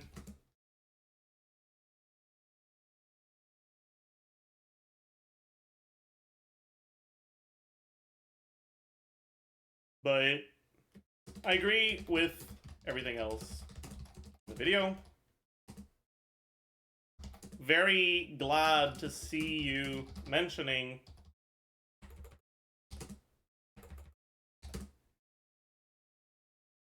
the review, since a lot of people seem to think the review bombing of other apps means that the 1-star reviews of Genshin during the anniversary don't count, and I think that's not a great. Did he forget he's streaming? Yes, I did. Frick you, King of Oddities. He's low-key stunlocked. I'm engaging with a nice video, you know?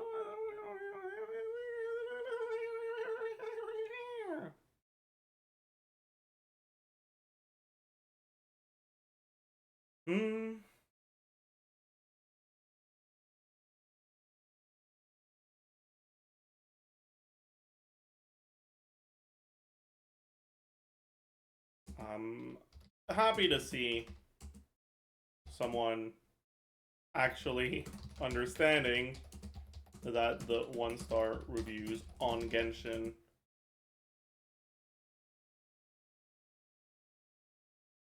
aren't. What's the word for like not validated? Like unvalidated? Is that a word?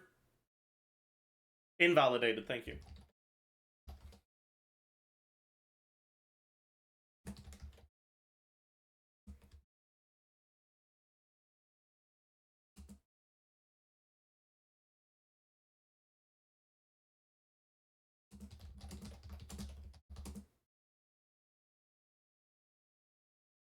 Okay.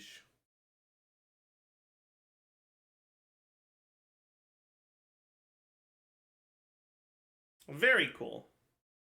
True. Hmm.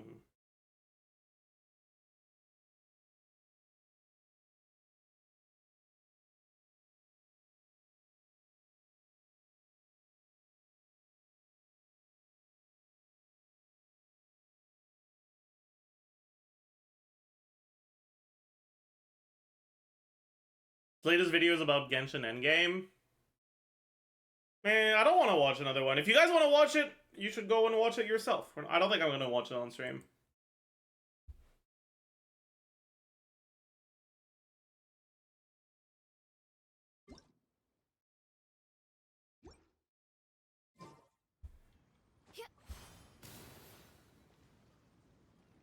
Why use double negative? Just say are validated, but they're not validated. Right? There is nothing to validate or invalidate those reviews based on some people leaving 1-star reviews on Google Classrooms.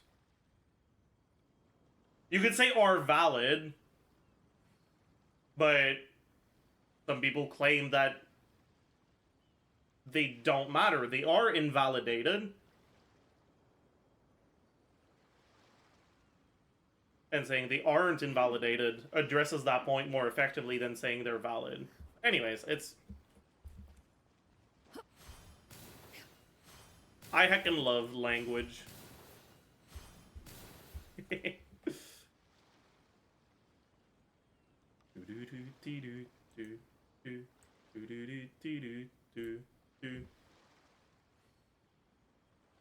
Oh, chat, you know what we should do?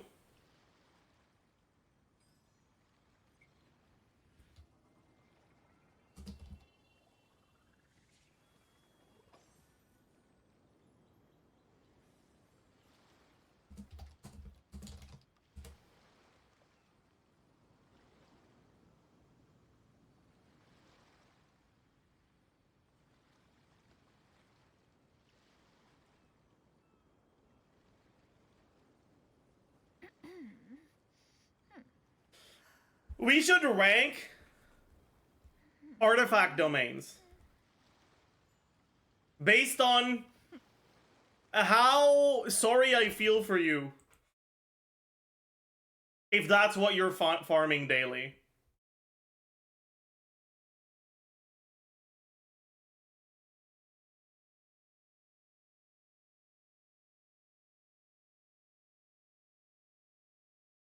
Yeah, based on how concerned I am for you if you're farming these. So, great choice.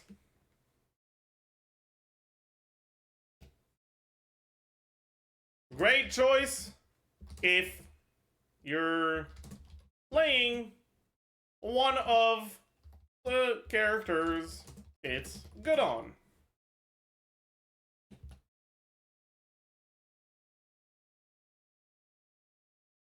Are you sure you wanna main Mila that bad?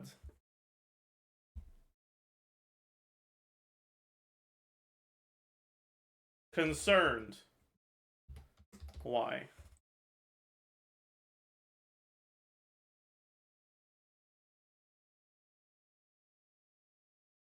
Mm-hmm.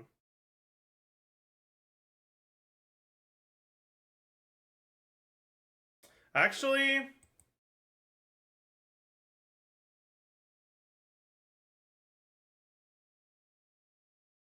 think Shao is a better example.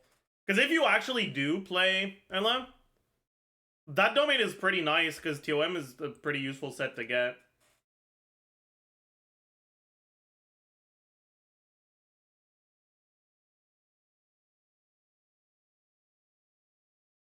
All right. Yeah, first off is what the fuck? What are you doing to yourself? Like, who? Why? Don't get me wrong. Petra can be a fine option on some characters. Also, the stats on your Petra set don't really matter on any character. So, yeah. Next, we have Blizzard Strayer and Heart of Death. Yeah. The reality is you kind of... Blizzard Strayer is too much better than the alternatives on characters like Ayaka. You kind of have to.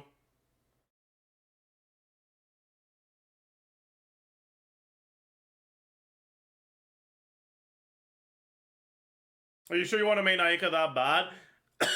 Nah, I don't think it's that, because...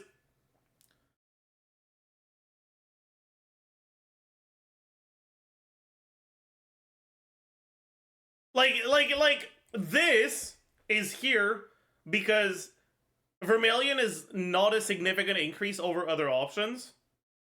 And neither of the sets are that good. Right?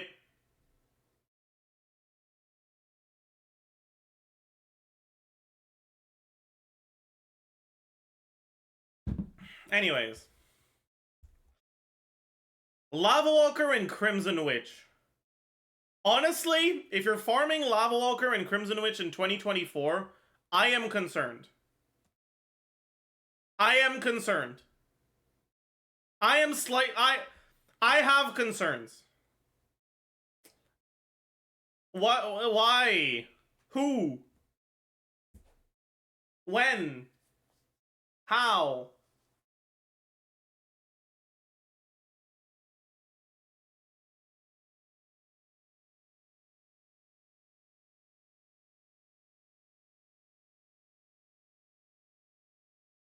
It's not in the Y tier because, you know, there's still some characters on which is fine. I think Lava Walker has kind of lost its... It's lost its sauce. A lot. With Marie-Chaussée. It's still fine on some characters that can't use Marie-Chaussée, but it's like... man.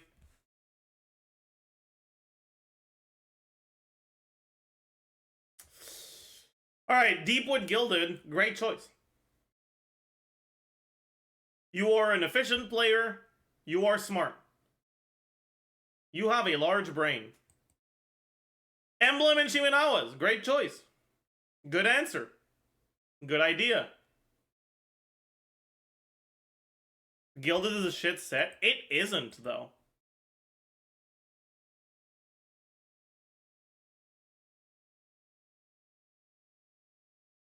Like, after getting your good first Deepwood, Gilded isn't that good. I use Gilded on a lot of fucking characters. Gilded is a very versatile set.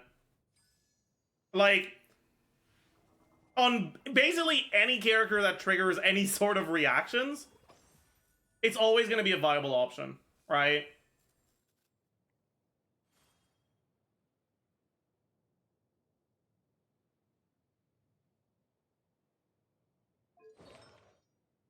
Yeah, like, you can use Gilded on Hu Tao.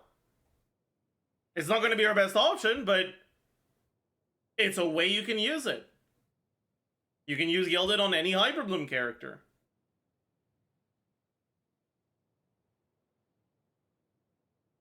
It's not that much stats. I mean, it's better than 2-piece, 2-piece.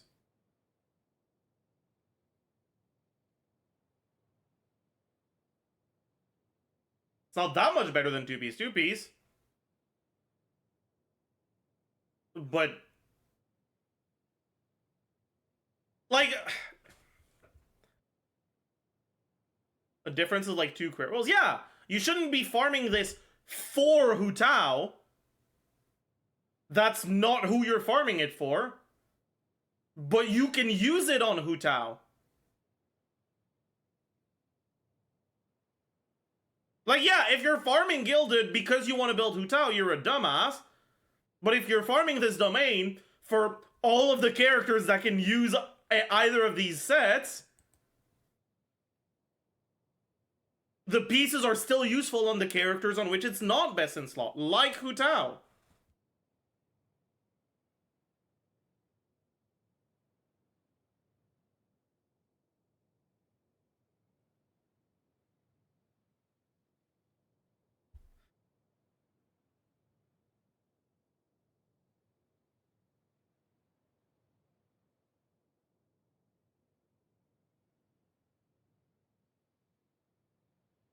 You can basically build 2 teams by farming this domain and strongboxing the rest? Yeah.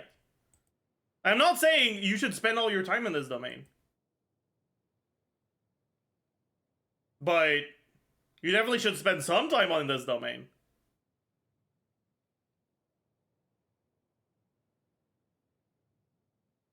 Your argument is versatility? You're missing the point!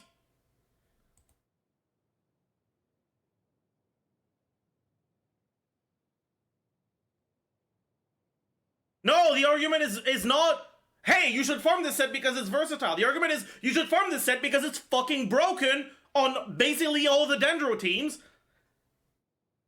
And you can still use it either as 2-piece options or as a 4 set. Like,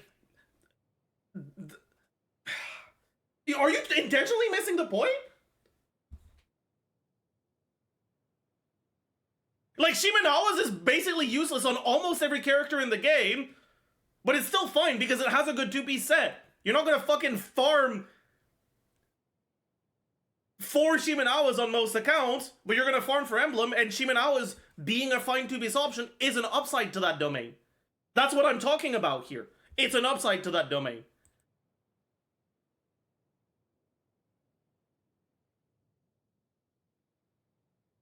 Oh.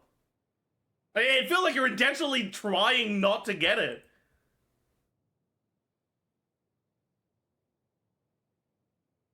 Like, where are you getting your 2-piece from? From shit like this! Like, ha!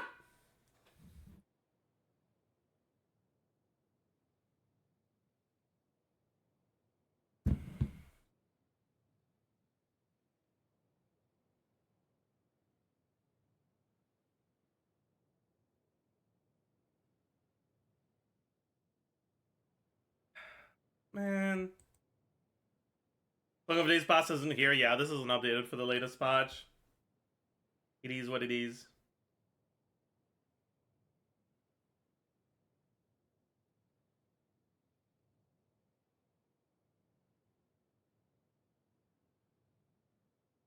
Like, yeah, I can turn that argument around and say, well, okay, you shouldn't farm Emblem because Shimenawa's is really shit on Shao. And 2-piece Shimenawa's is just, you know, a fine option. It's one of the 2-piece options.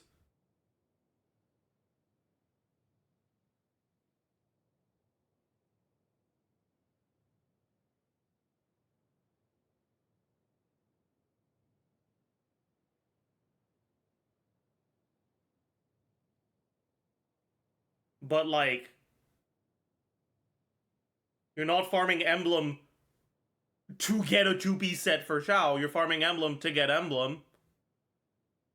And then the fact that the Shimenawa's pieces, if you get pieces that are really good, aren't completely useless because you can use them as a 2-piece set for Shao, is nice. Like, you're not gonna tell someone you shouldn't build your Xiangling because Shimenawa's isn't used, because you don't have Hu Tao or Yoimiya, so Shimenawa's is dog shit on your account. Like, no. Like,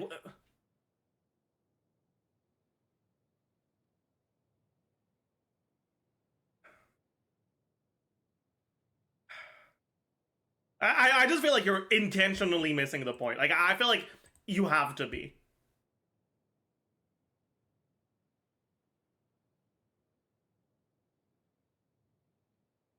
Anyways. Let's move on to this one.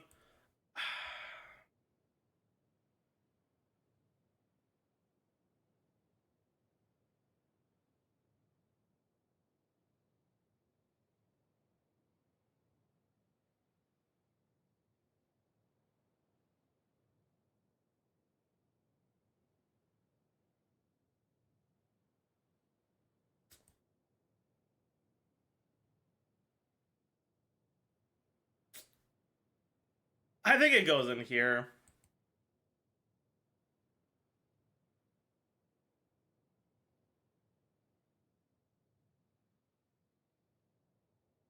Like, it probably goes here if you have both Nilo and Wanderer.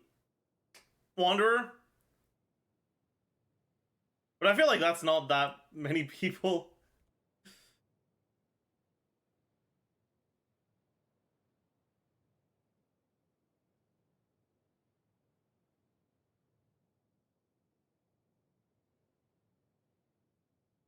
Isn't Flop just better gilded? It's slightly better for Bloom reactions. Decent amount better if you're in Nilo teams.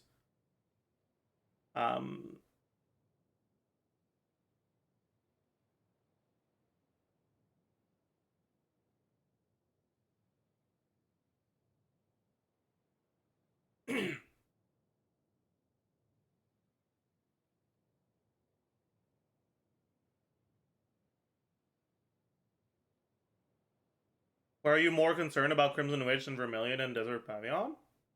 Because Crimson Witch is a fucking dogshit domain. That's like a fine option on a couple characters. And not really great on anyone. And the characters on which it is good aren't often that great. The great characters on which it is good, it's generally not even the best option.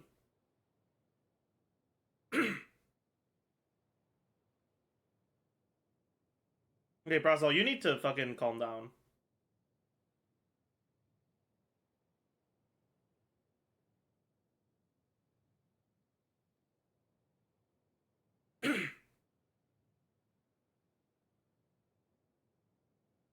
According to your rules, it should be second tier?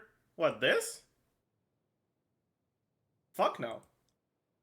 Because it's not a great choice, even if you're playing one of the characters it's good on.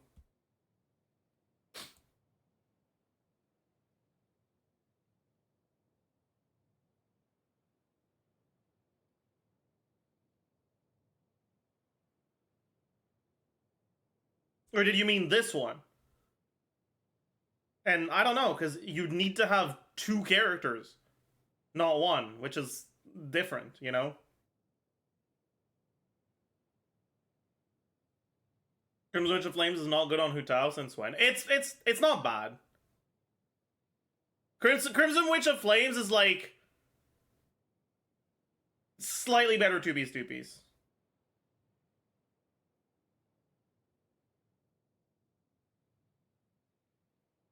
It's not worth farming for. Over 2-piece 2-piece.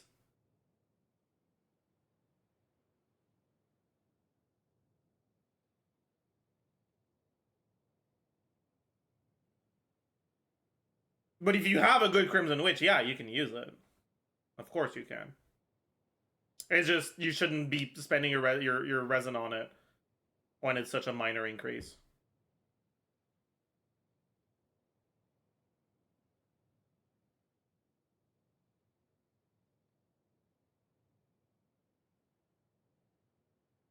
Like, it's basically 2-piece, 2-piece, and then another half of a 2-piece, right? It's like you're getting 2.5 2-piece sets instead of 2 2-piece sets when you're going for Crimson Witch.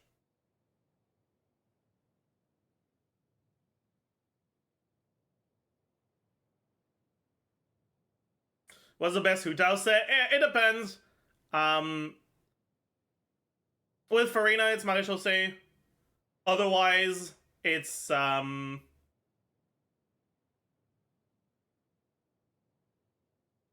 generally Shimenawa's.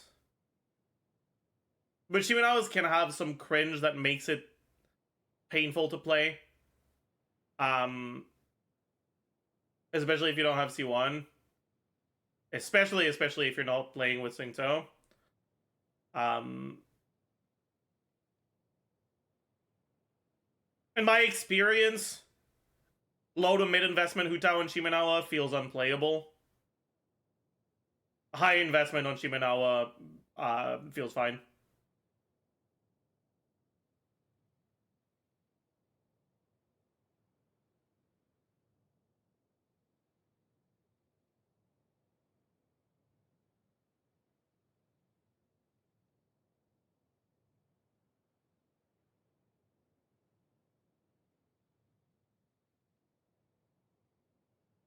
But yeah. Anyways.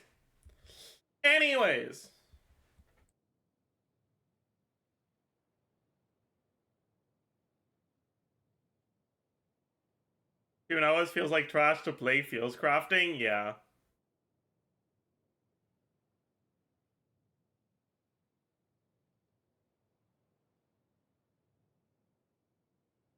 Agreed. No, I'm still traumatized from the EU account. Fucking AR-47 or some shit. 4-piece Shimenawa's Hutao. With by far the best build on that account. Like, not even close. Like, relatively reasonable for AR-47, fucking 150 CV or something. Just die to Abyss. Because I can't fucking burst. Over and over again. That shit was not pleasant, man. It happened it was like 2 years ago, and I'm not over it.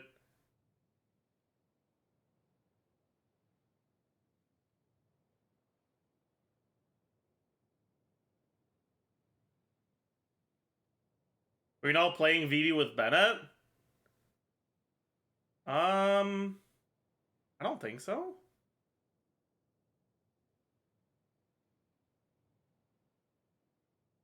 He was using Sucrose Visual Sync, so yeah, I think that's right.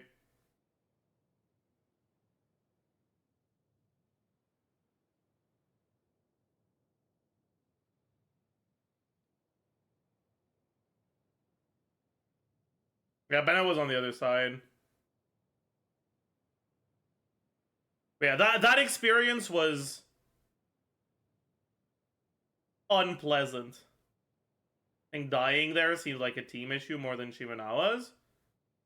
Well, if I was on another artifact set, I would have been able to not die because the burst can heal me. And yeah, but as it fucking turns out, what did you want me to play? Cookie I didn't have? Barbara? Like, yeah. Which is the point I'm making, right? Like, Shimano is good at high investment. I don't like it. Because I like when bursts go bleh. But it is good. At low investment, though, it's gonna feel like dog shit. This whole conversation is irrelevant since Arlecchino overshadows Hutao. You're right. That's true. That is a good point. You know, you're right. You are right. You're so real for this.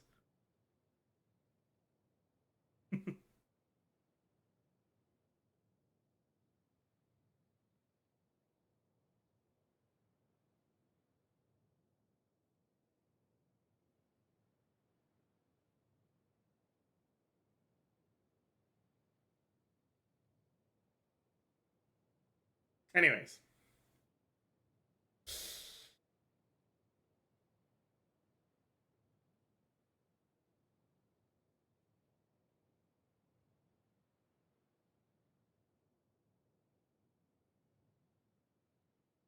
Yeah, I think my worst experience with Shimano was with Hu Tao is like, you actually use your burst, you swap to the rest of your team, you use your ability, you swap to Hu Tao, press E, you didn't have 15 energy, you're playing without a 4-piece set, you're playing 2-piece Gladiator, basically. Aware. Yeah.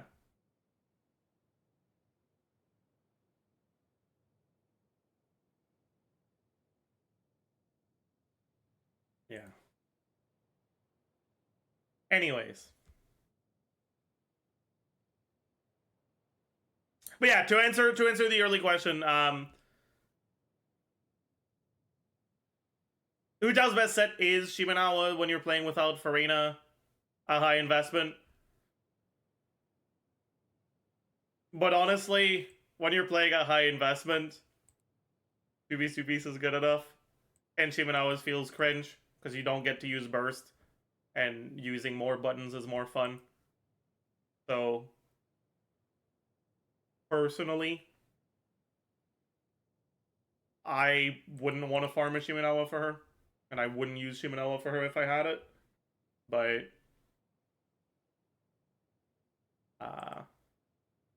it is good. Anyways, might as well say Golden Troop, yeah.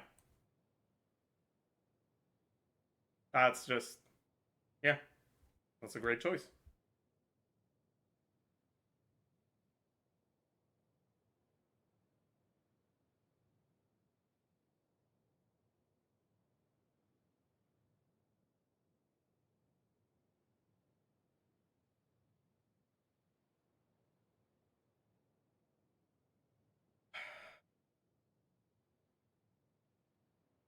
Vivi is just, man.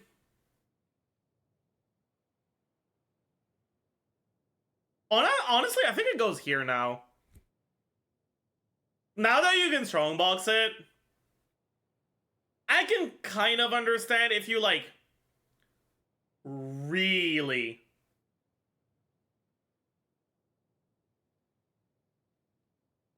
want to get enough ER on your Shenyan, right? And strongbox just isn't giving you that. Or you need to get enough crit rate or ER on your Kazuha, like, I get that.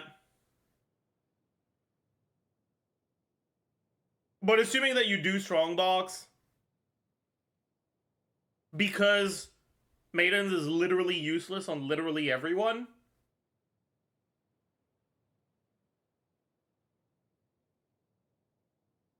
you're just please, yeah, just yeah.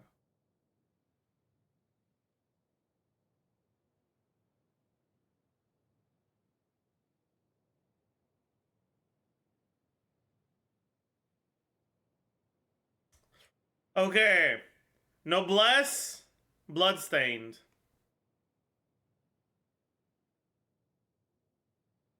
I think it goes here as well.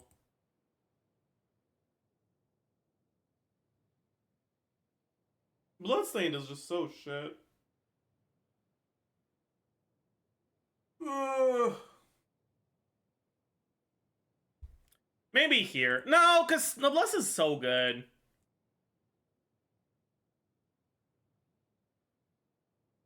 And Bloodstained is better than Maidens, you know?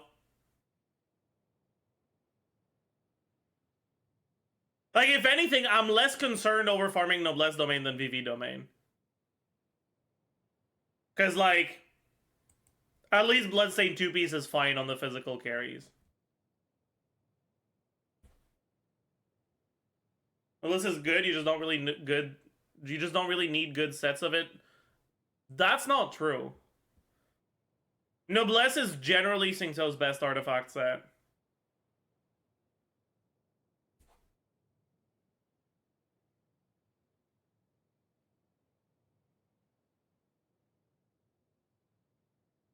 How? Giving attack to your whole team is pretty broken.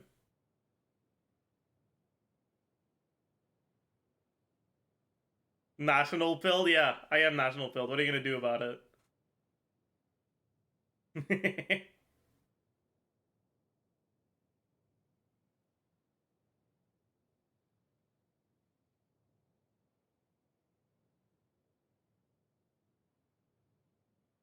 But yeah. Clam and Husk. You know, Golden Troops release made Husk a lot worse. Or made this domain a lot worse. Because it used to be that you would farm for both Ito and Albedo. But you're gonna want to farm for Golden Troop and Maréchaussée at some point anyways. So it's like, eh. Yeah, and then Maréchaussée also if you're playing Noel, right?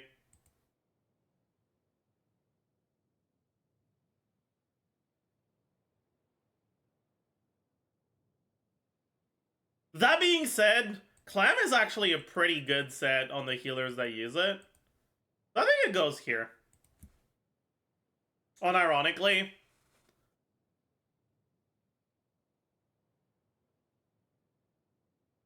Like, I don't have a good 4-piece Clam, and I find myself noticing and wishing I did relatively often. And so, if you have a character who wants Husk, I think it's a pretty reasonable thing to be going for.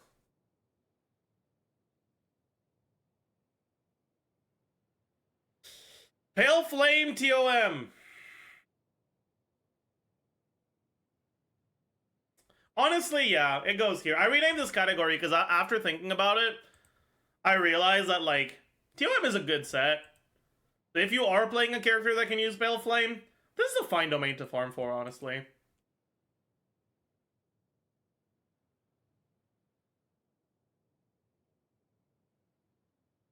I'm with a Husk argument. Flop domain should be up.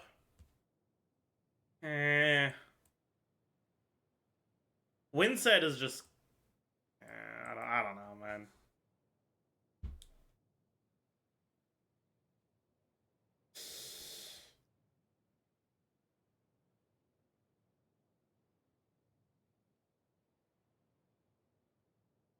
You have large genitals.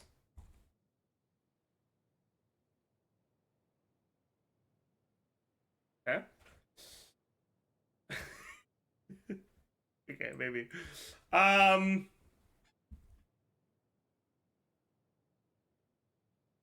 Nice.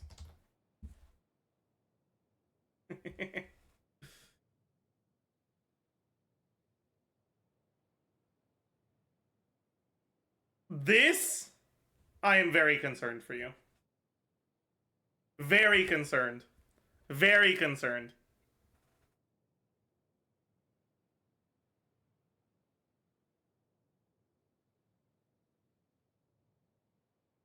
Concerned why?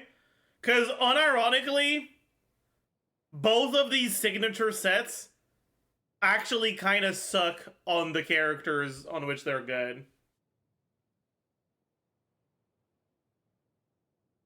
This set is actually worse than 2-piece if you kill enemies early in a rotation.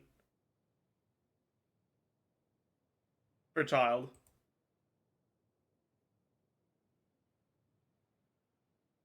And this set is only useful for its 2-piece because outside of that is just complete useless.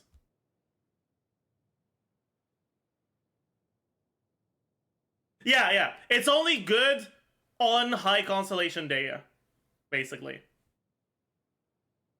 That's it.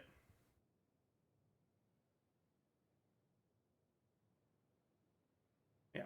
And now finally, the Navia set would go here for sure. It's a great choice if you're playing for Navia.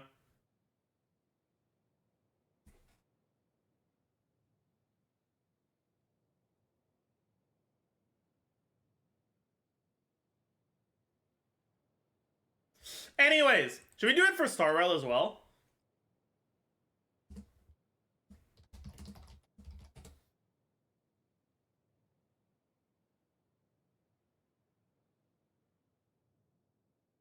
I'll be right back.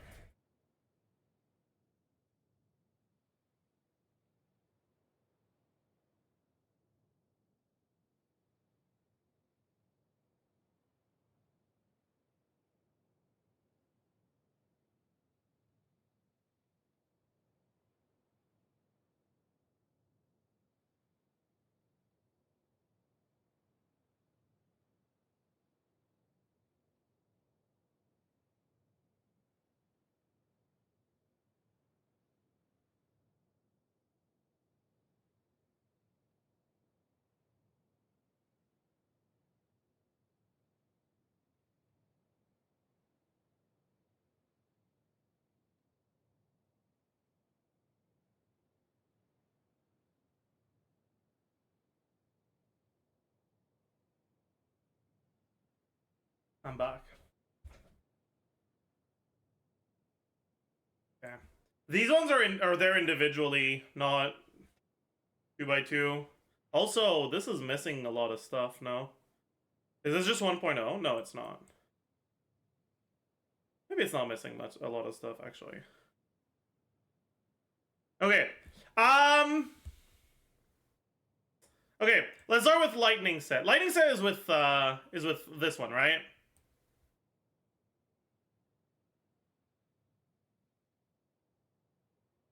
Missing dot sets? Who cares? Okay, okay, I see. I'll talk about those two at the end then.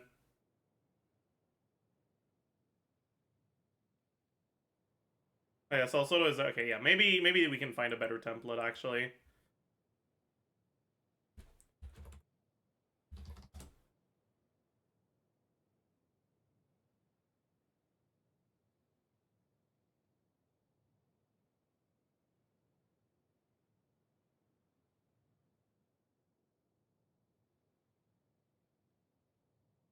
Yeah, I can't find one. Wait, it's all fucking 1.0. Oh, never mind. Pog. Okay. Huge. I don't think it has the most recent one, but that's fine. We'll talk about it at the end. Okay. So, first things first. Lightning set with this. We can put chat here. I think. Yeah, whatever. Great choice.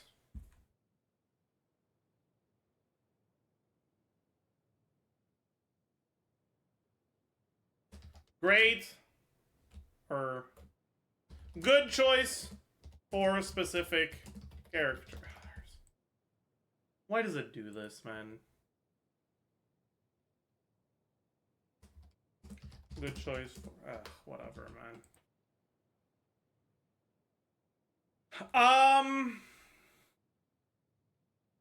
Are you sure you wanna main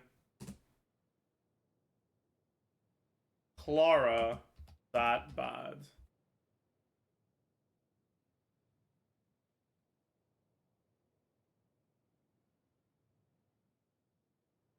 Concerned, and why? Okay, lightning set. You know, lightning set, I think it used to be here. And then it went, like, here. I think now it's actually back to here. If you're pre-farming for Avanturin, right? I think it's actually pretty good.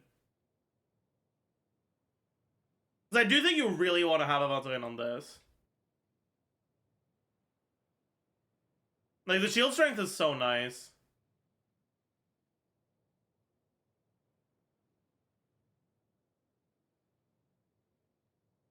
So yeah, I think I'm gonna put it here.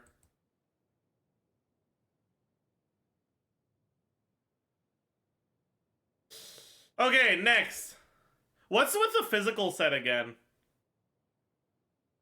Any rememberers? Break effect? Yeah. I mean, yeah, it's gonna go here. I think Thief isn't that bad. Right? Because you're gonna get a lot of Thief pieces just from existing. So it's like you'll get a decent amount, and this can help you make a 4 set of it. And it's actually pretty good in Pure Fiction.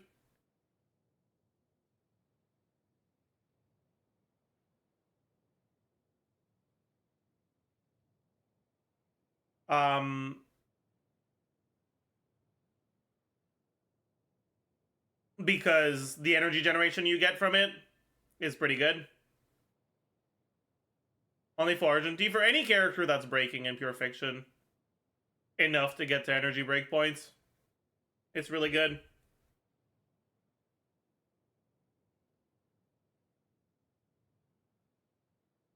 But yeah.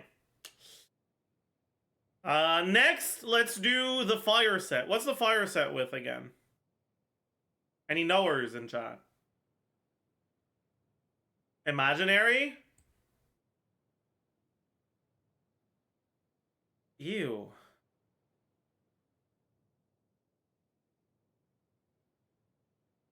I'm concerned.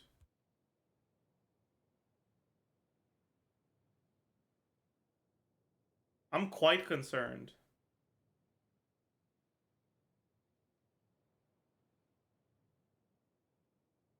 Good for ill? But it's not even that good, right?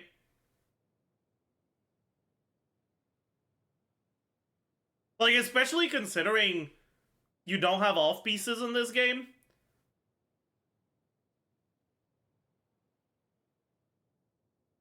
It's a lot easier to build a character 2-piece, 2-piece than 4-piece.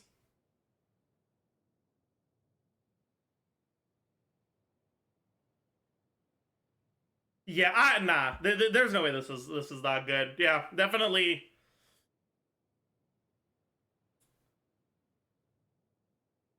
It can even be worse than Musket. I'm assuming that's assuming you're playing him without Sparkle, right? Because the speed from Musketeer is useless with Sparkle, right?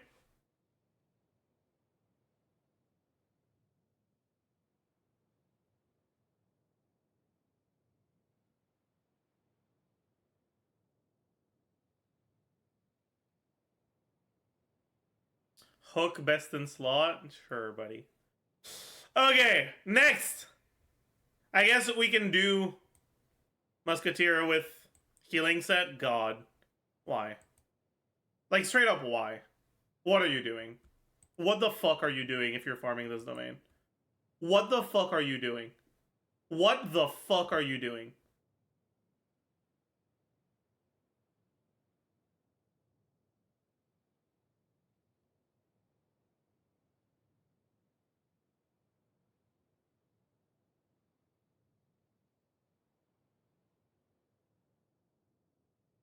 Musketeer is kind of universal.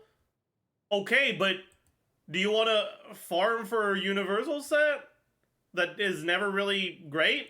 Or farm for the right set for your characters? You already get Musketeer, and this set sucks.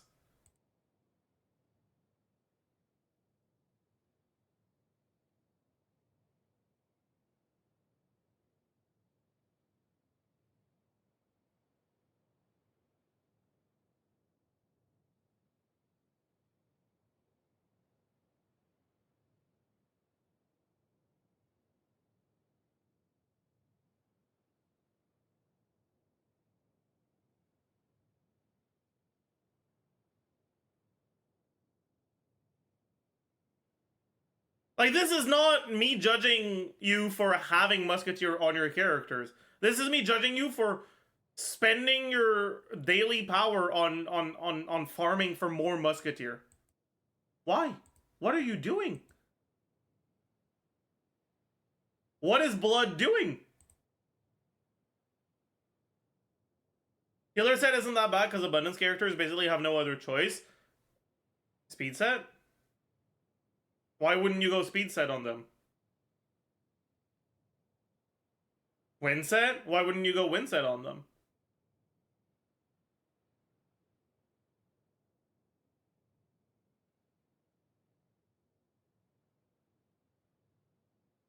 Alright. Next, we have the Quantum Domain.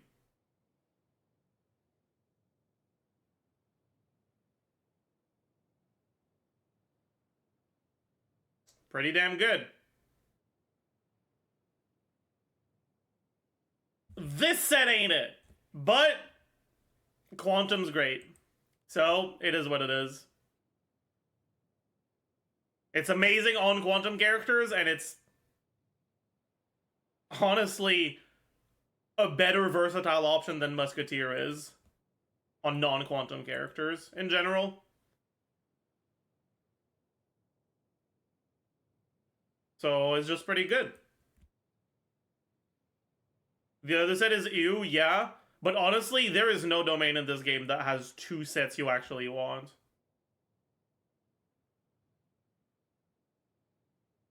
That's not true. That's not actually true. Now there are. You know what? That's... But even then, right? These are for specific characters, right? So, right? This is a good choice, but only for the specific characters.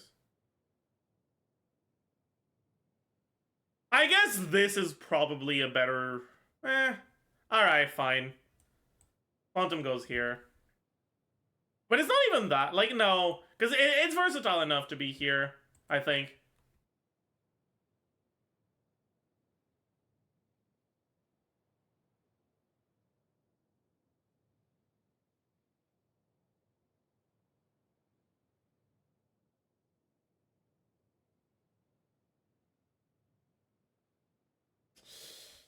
Next, the speed and HP set.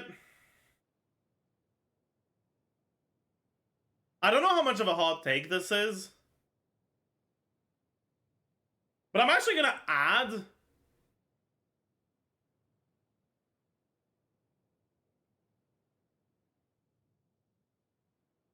decent general set.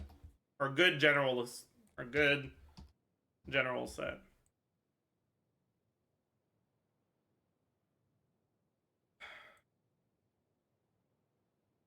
Tubi's HP is nice to have for supports, but it's far from necessary.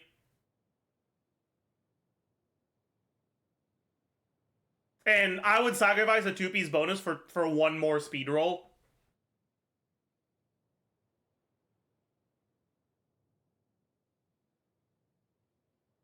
On basically any of my supports.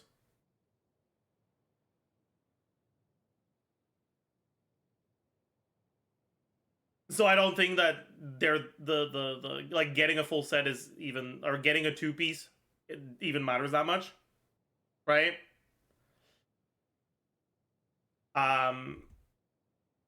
It is a nice set to have though. And then this set is pretty good on most healers. And a fine option on a lot of supports.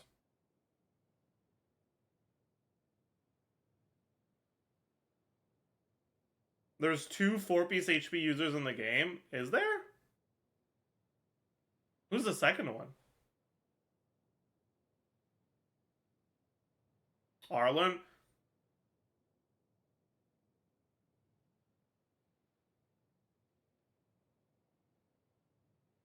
Arlen scales with attack? Yeah, he does, doesn't he? Laura? I don't know about that, honestly.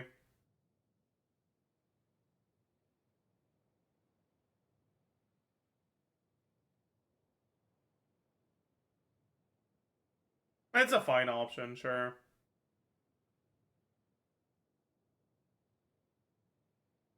Why just give the win set? Because we're keeping the best for last. Win set! Best set in the game.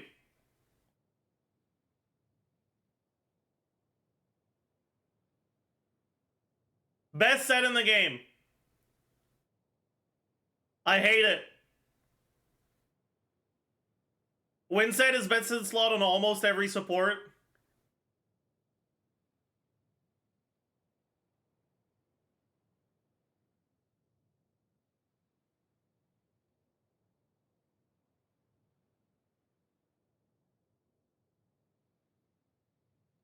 Right, like it's best in slot on Tingyun, it's best in slot on Pilla, it's best in slot on Sparkle, it's best in slot on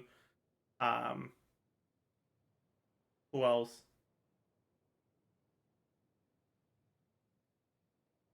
I don't think it's best in slot on Run Mei. Because she like cares about break effect.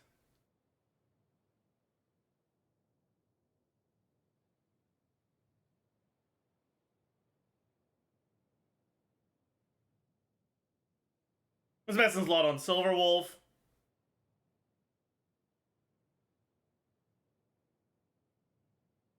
It's best in slot on Locha.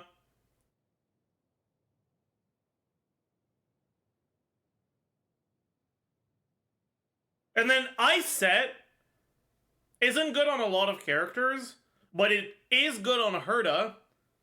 And with the release of Pure Fiction, unironically, getting a good Herda build is useful for almost every account. So it's not wasted at all.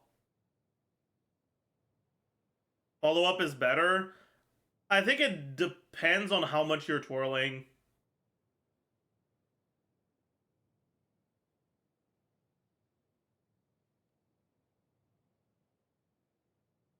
In Pelflame, you twirl a lot. It's not... It's like how much you're twirling at once, right?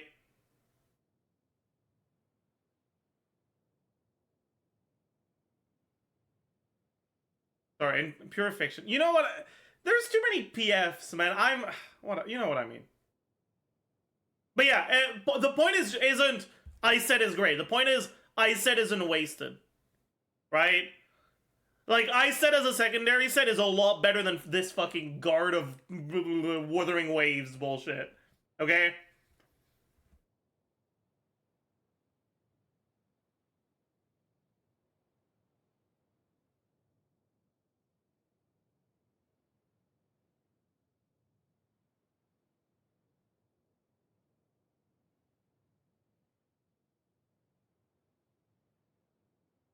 I don't really get it. Why is it best in slot on Silverwolf or Tingyun? Isn't Quantum better for Silverwolf and Messenger for Tingyun? Because it's so much more speed than Messenger for Tingyun. And Silverwolf doesn't do enough damage to justify building her for damage over building her for speed.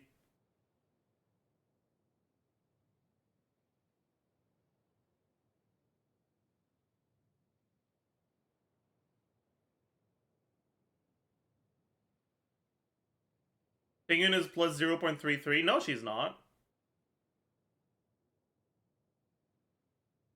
Maybe she is for you. That just means she's not fast enough.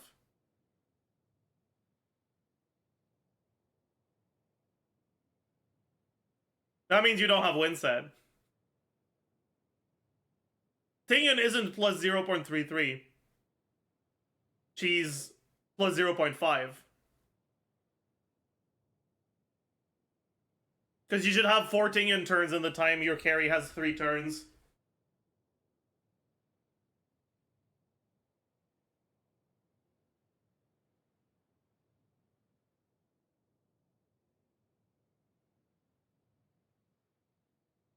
Yeah, obviously, if you have fucking advanced horror supports, that's not going to be the case. But you know what I mean, right?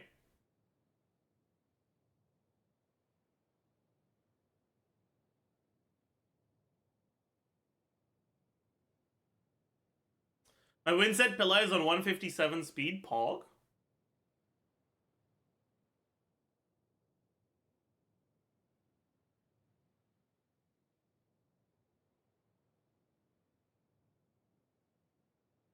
You want at least one messenger on the team? Yes and no. It's nice to have.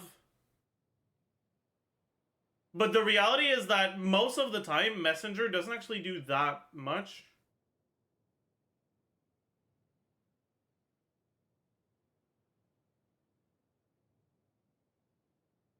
Because you're getting the speed buff on a decent amount of characters that just don't have that much AV left on their stuff. Like, it's...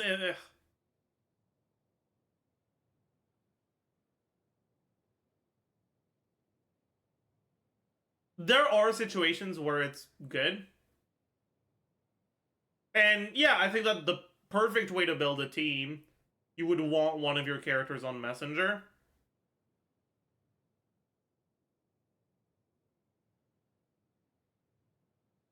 But, yeah.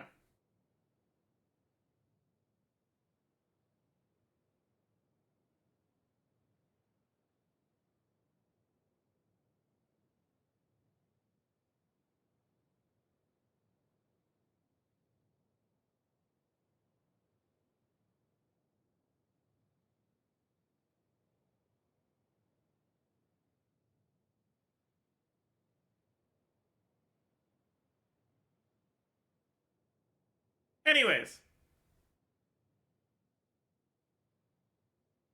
Okay, I don't remember what's paired with what for these. Let me... HSR relic list.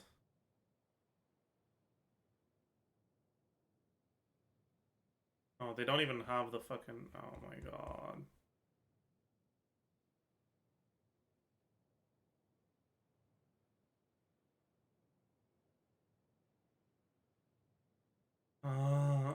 No.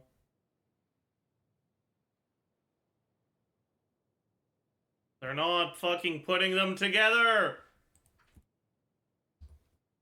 Does Hakushin put them together?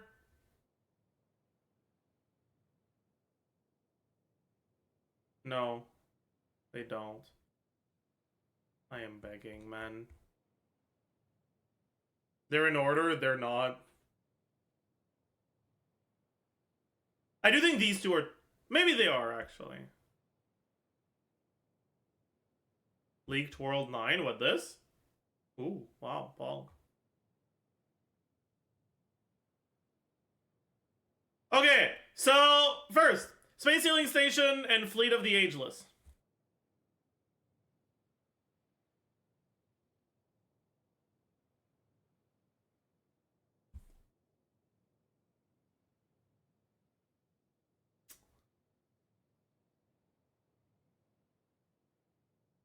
Honestly,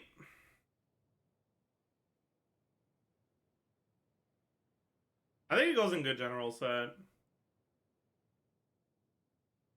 If you only farm these planar ornaments, you'll be able to gear all your characters, and it's fine.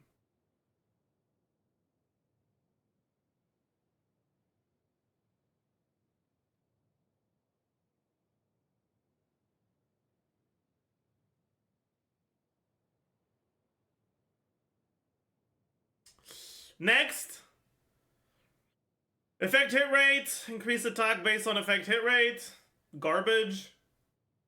Wait, that's not with Bellabog, is it? No, Bellabog is with Salsodo. Okay, Bellabog fucking sucks, Salsodo's kinda nice.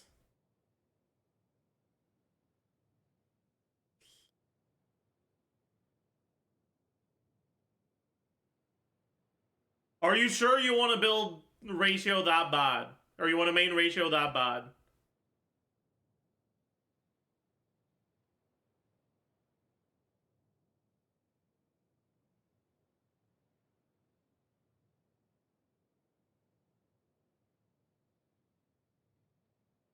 Yes, he's good. Yeah, but he's also good on Glamoth or on other fucking sets that don't require you to farm for the worst fucking planar ornament in the game. You know?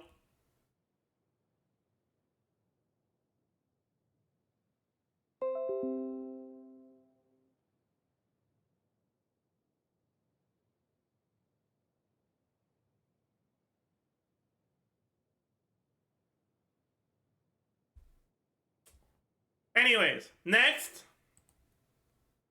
Celestial Differentiator. What the fuck is this with again? That's with, what is this with, actually? Pan? What the fuck is Pan? Oh, for this. Wait, is this...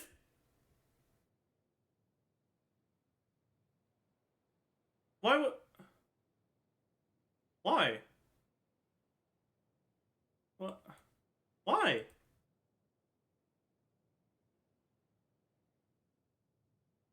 Why?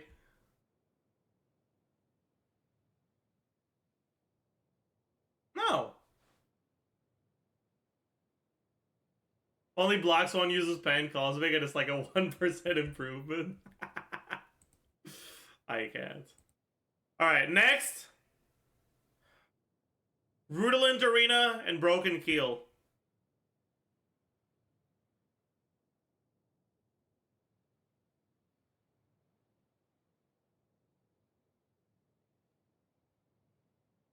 I think it goes in great choice.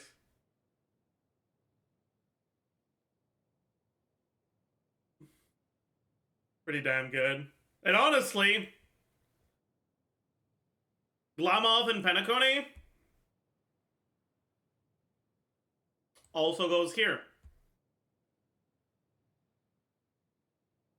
And now we're left with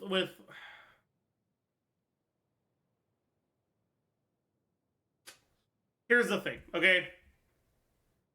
This is, in my opinion, the best planar ornament set in the game.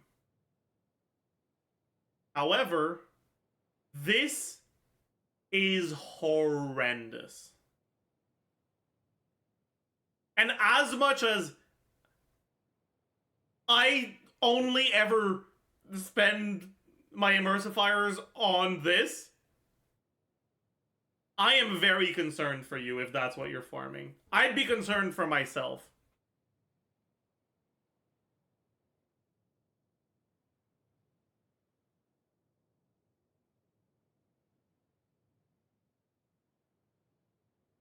Von Whack is not good if you're not zero cycling. That is just fucking wrong.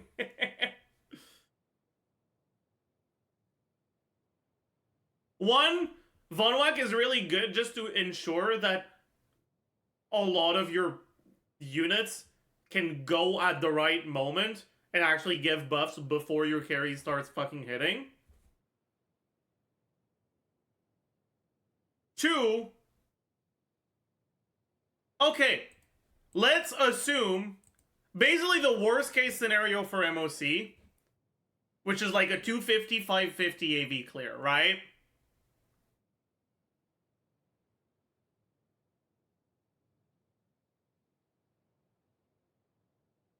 $350, $450. That's the average case scenario. Worst case scenario for Von Whack. Actually, it would be on the first one, right? I mean, I guess it doesn't really matter. But okay, so over 350, 450 AV. Let's say you're playing a unit that has like 150 speed, right? So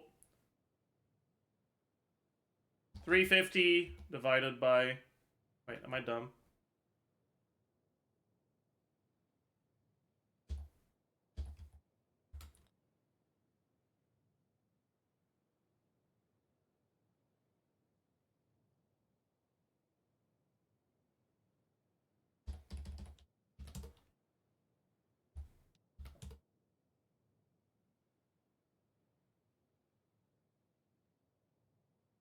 And so 5 turns. Wait, am I orange?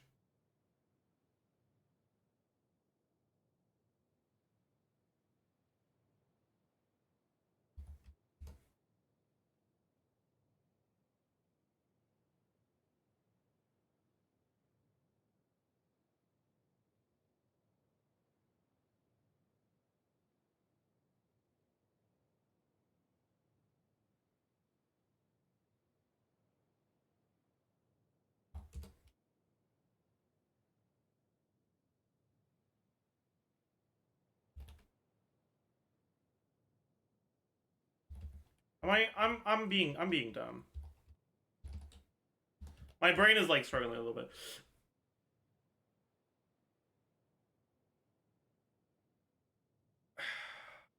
I don't know how to properly explain this, but basically in like the worst case scenario, it's basically like if the fight actually goes long, it's basically like a my brain is not working. Why is my brain not working?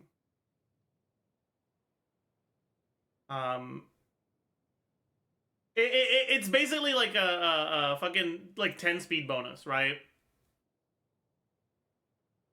In like the worst case scenario.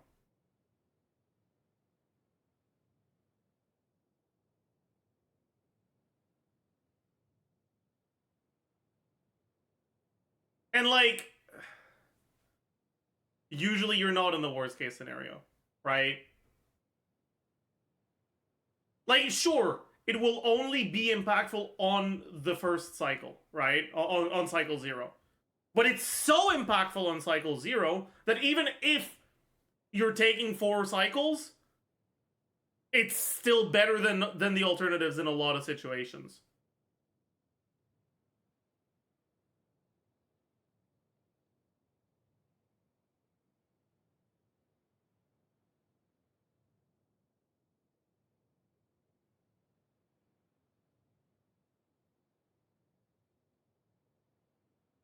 Anyways, Vonwak is very underrated.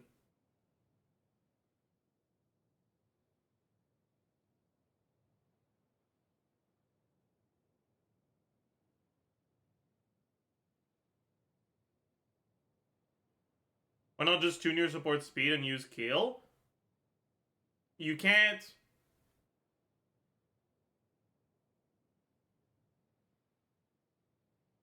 On most supports, you always want more speed.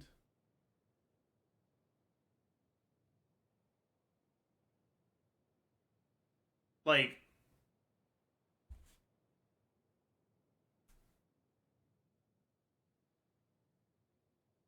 the main issue with the other support sets is just that the actual amount of stats that you're gaining is relatively small.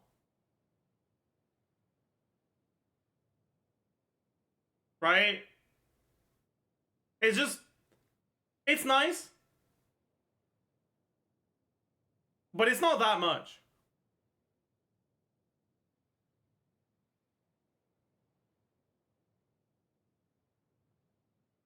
Speed won't be enough for 3-turn Sparkle. 200 plus is unachievable through relics. Hey, what do you mean? My Sparkle gets me 3 turns on the first cycle.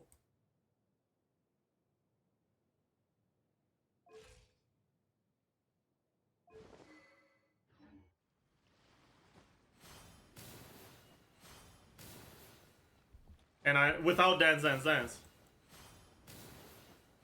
Vonwak plus Winset.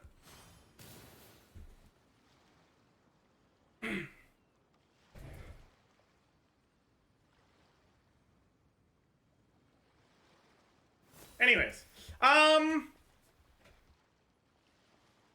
so chat, I may have lied in the title. We're gonna do HSR tomorrow, I think. We'll go to Star Rail now.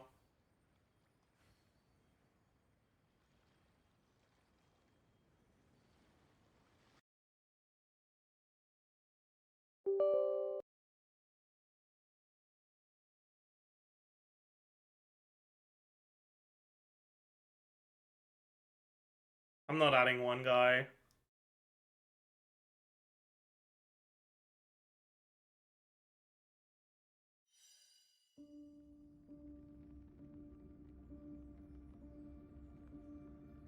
I'm not gonna do it. I'm not gonna do it. I'm not gonna do it. I won't.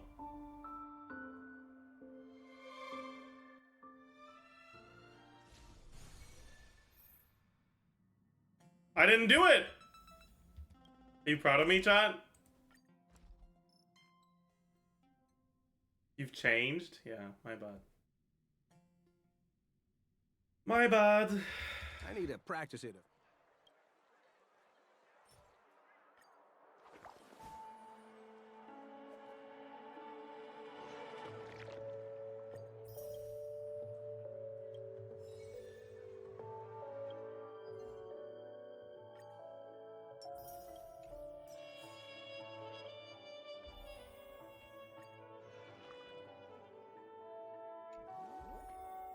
You're going for Avanzarin or Acheron next? I'm going for Avanzarin.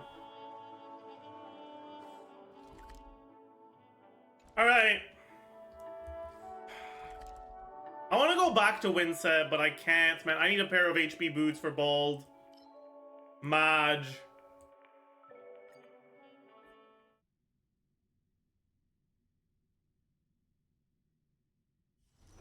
I am so excited to get some HP boots on the speed set and some speed boots on the HP set again, though. That's gonna be so PogChamp. Oh yeah, is there still the fucking...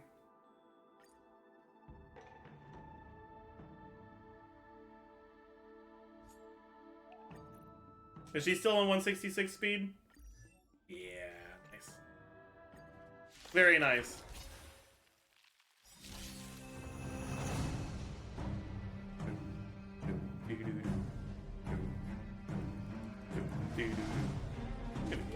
Time for a buzz. Let's play for a while. Feeling spiffy? My turn. Can you find the answer?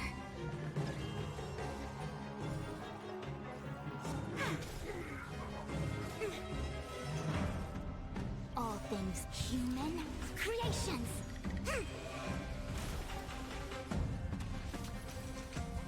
Did that? Choose some strength.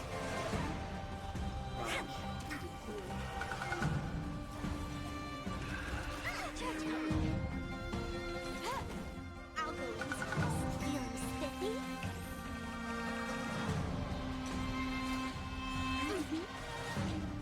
Gotcha.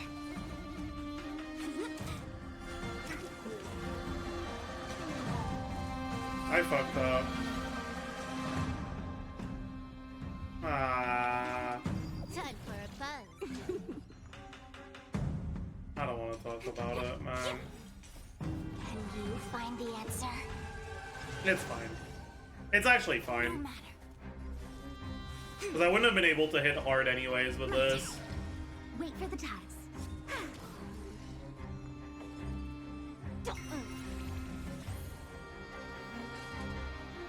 Time for a buzz. This is double speed.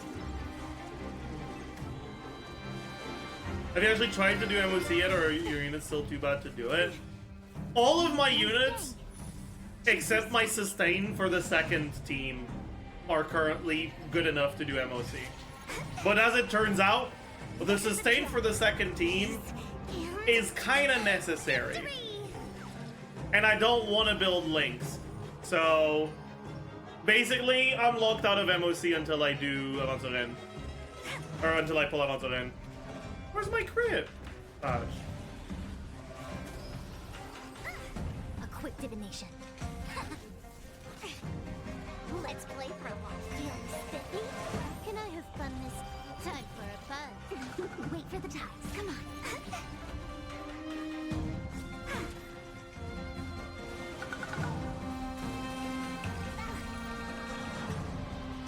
All things human creations. Bald with a crit? True. Converge and awaken algorithms. Don't Begging. My turn. Nice. Nice. Hey, nice. Healing bonus?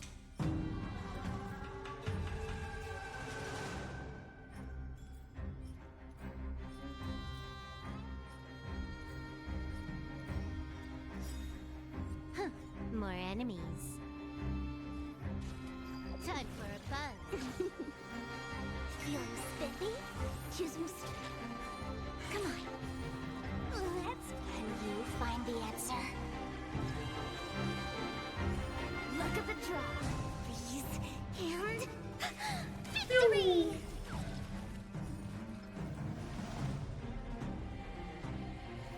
What is this? A quick divination. Together as one. Let's play.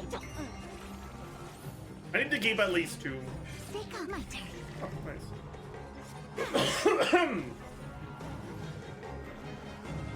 Oh wait, no, this isn't good enough. Fuck.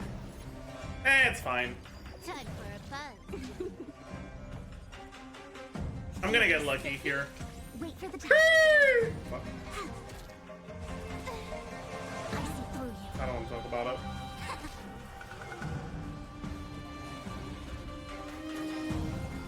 Luke. This combat needs a... This is double speed. I'll go easiest. Wow.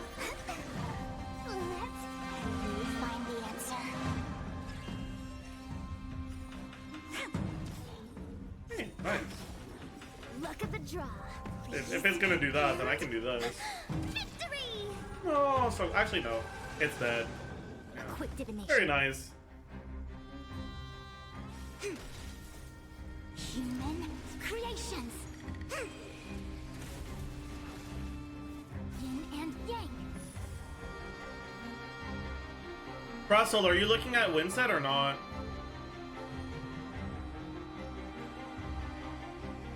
Feeling Ah, spiffy? shit. My turn. Can I have fun this time? Don't die. I see through. Yes! Together as one. Winset, alright. Why would I look at non-Winset Sparkle? It's not real. True!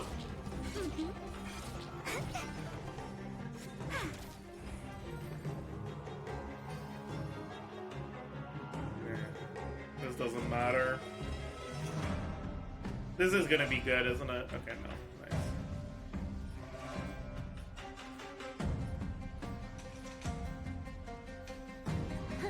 More enemies.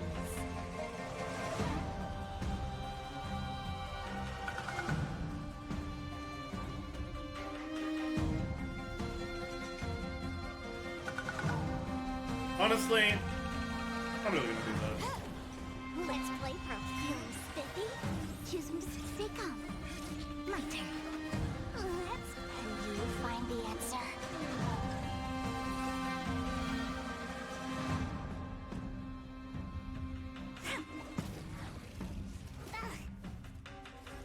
What the fuck? And awaken. Alright. For the tides. Don't get it too early. Nice. We're chilling. We are chilling. Please. And victory!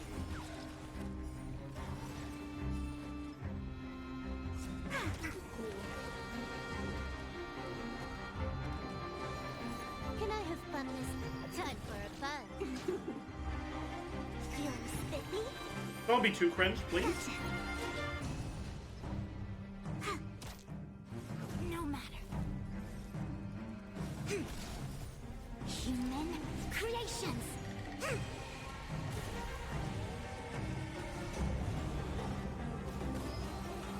Luke.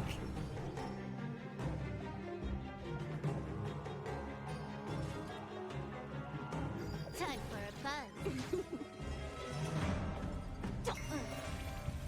Let's go. Can you find the answer?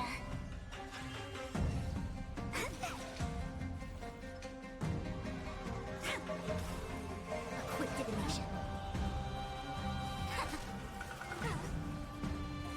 Luke. Feeling spiffy? Come on. Nice. Okay. Look at the draw. This is gonna deal a nice little amount of damage. Unless we don't crit. Victory! Crit, call. Did we get the follow-up too? Nah, Saj. Saj, no follow-up. More enemies. We didn't get the I Silver see Wolf through burst. that needs up. This is double speed. Converge and awaken.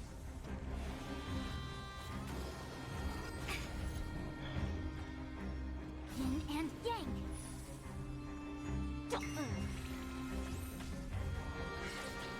Take on my turn. He's dying, chat.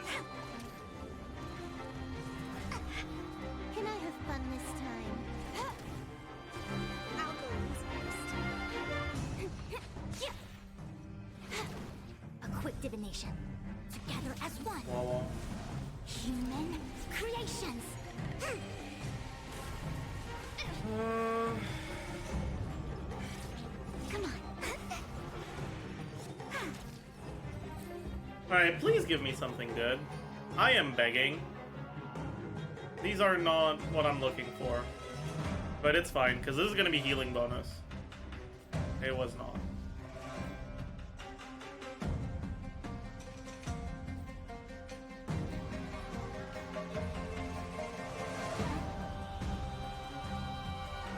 Bro, okay, I'm gonna be honest. Fuchuan kind of sucks for farming domains.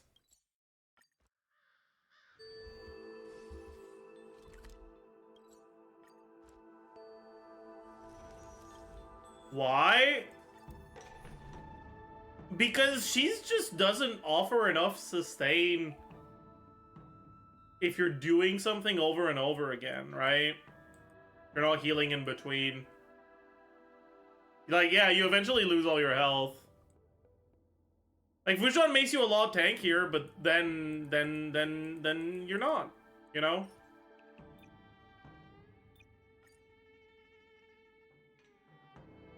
Just get her light cone, suck my balls.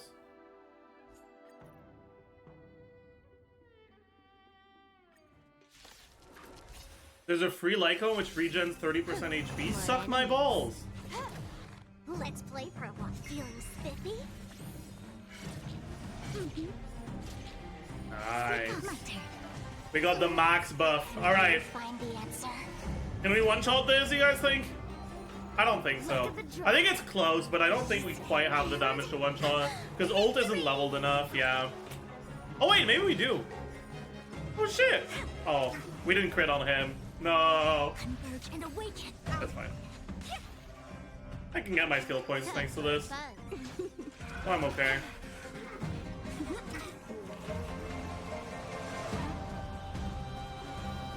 Can I have fun this time? Time for a fun. Why? Choose me straight. I guess it's not that close. It looks closer than it is because the support is hiding the top of the bar. Or of the circle. Whatever, you know what I mean.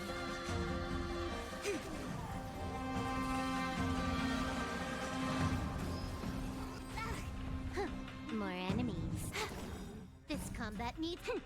This is double speed. Let's play for a while. Feeling spiffy? Come on.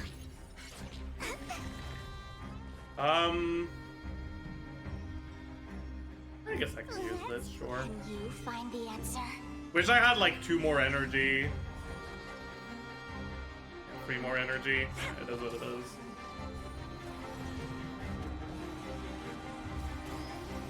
A quick divination.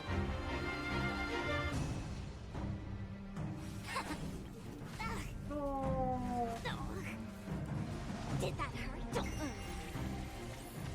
Wait for the detection. Don't be cringe. Okay, thank you. My turn. That's fine. Look at the draw. Please. And victory! Oh, I didn't crit. Can I crit on this? Nice. I should have eaten. Fuck. Now my fucking. Oh. And. Yin and yang. I see through you. Together as one. I'll go east first. Feeling spiffy? Man. Choose me swell. My turn.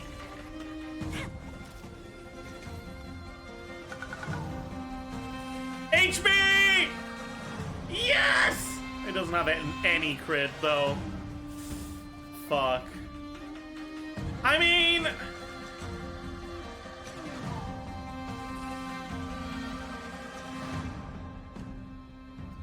It's good enough. It's good enough, man. Not like this is that great either. I guess it's kind of, it's decent.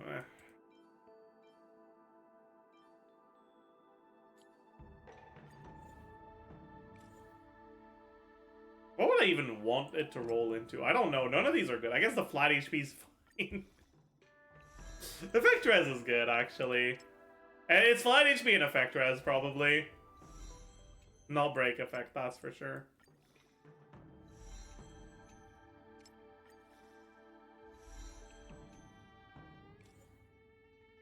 Yeah, makes sense. Yeah, I'm definitely gonna need to feed something else then. So let's take a look at what I have.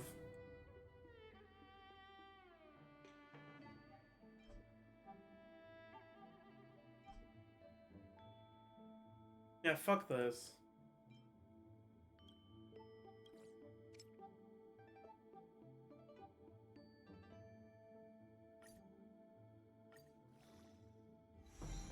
That's alright.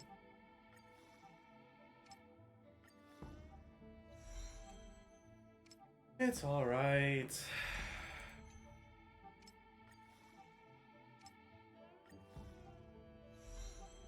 Okay.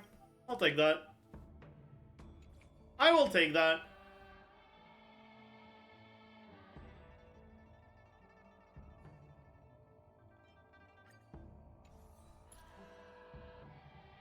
Wait, am I? Oh no.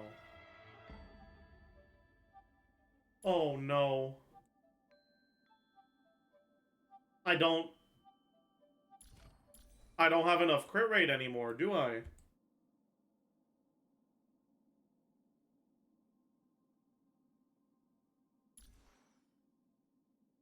I don't have 70 anymore.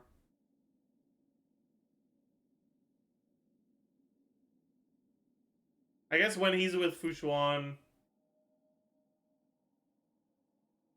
Okay, you know what? No. When he's with... Yeah, okay, this is fine.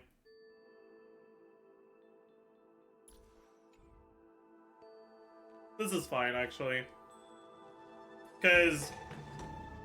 when I'm playing him with Sparkle, it means I'm also playing him with Fushuan. And then he has 70. So it's alright.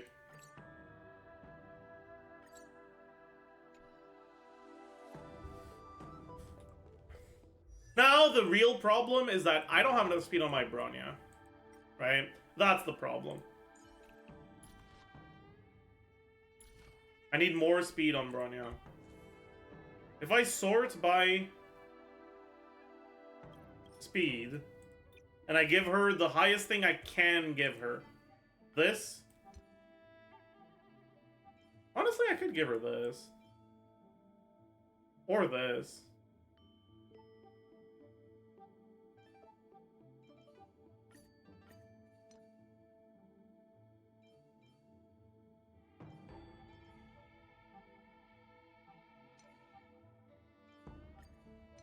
I guess here I just give anything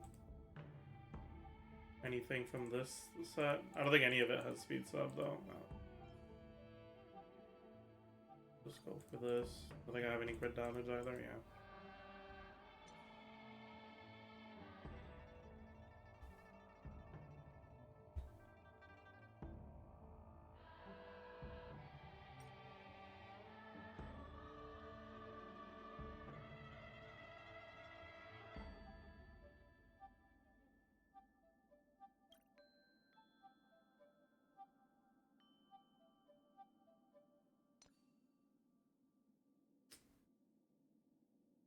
Has to be ER rope.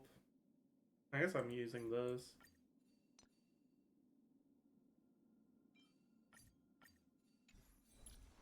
Only 152. Man. That's unfortunate.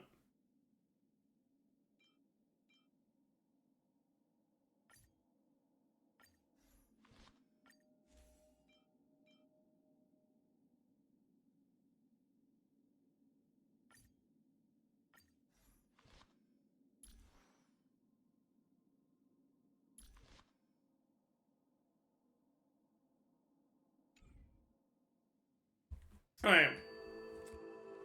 We might as well give it a shot here.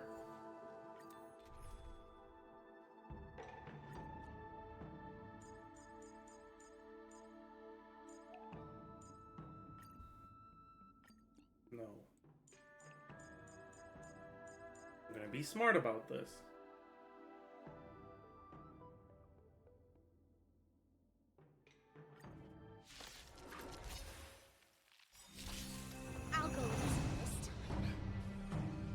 Oh shit!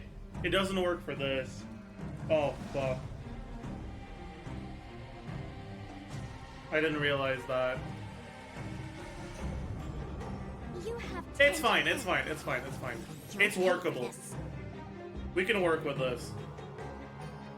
Yeah, we can work with this, we can work with this. It's fine, it's fine, it's fine. I will dispatch you. Your end approaches. Let's play. Can you find the answer? We're alright. All things in human We're alright, chat. We're alright, we're alright, we're alright, we're alright.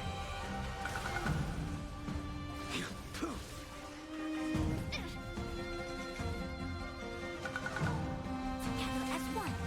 It's just for the first cycle that We have to use Windset, basically. Wait, what? Ah, fuck, never mind. Am I a dumbass? Maybe I am, chat. I guess, yeah, I guess on the first cycle, I just have to fucking do this and take the L. Lend me your strength. Lose a turn. That's fine. Knows no mercy. No matter. Did that hurt? Don't.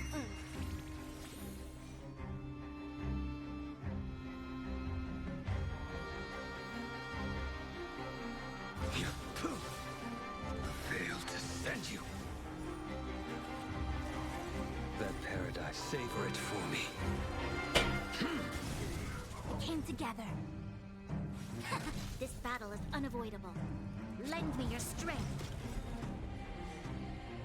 Yeah,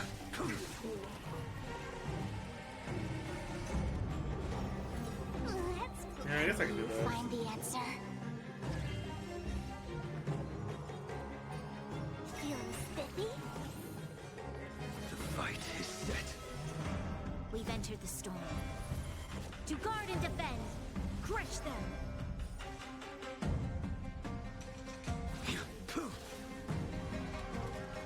Lend me your strength. I will dispatch you. Failed to send you. I see through you. Together as one. Human creation. Brennan, you won? Nope. But she has her light bone. Let's play prologue. Don't. A blade knows no mercy. You'll pay for this. Lend me your strength. I will dispatch you. That paradise, savor it for me.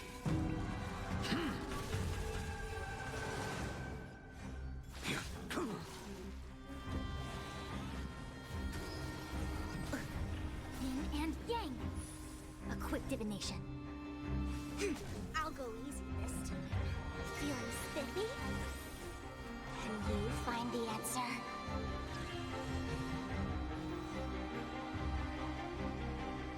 Oh, fuck, I didn't realize. Approaches. Oh, no. Okay, no, we're fine. There's always a weakness. Lend me your strength. A blade We've knows no entered the mercy. storm. To guard and defend. Crush them. Very nice. Failed to send you. Okay. That's honestly not that bad. I didn't actually want to clear this, fuck.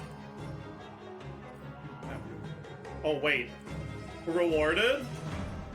Rewarded for accident? Keck wait? Keck wait? Rewarded for accident? Keck wait?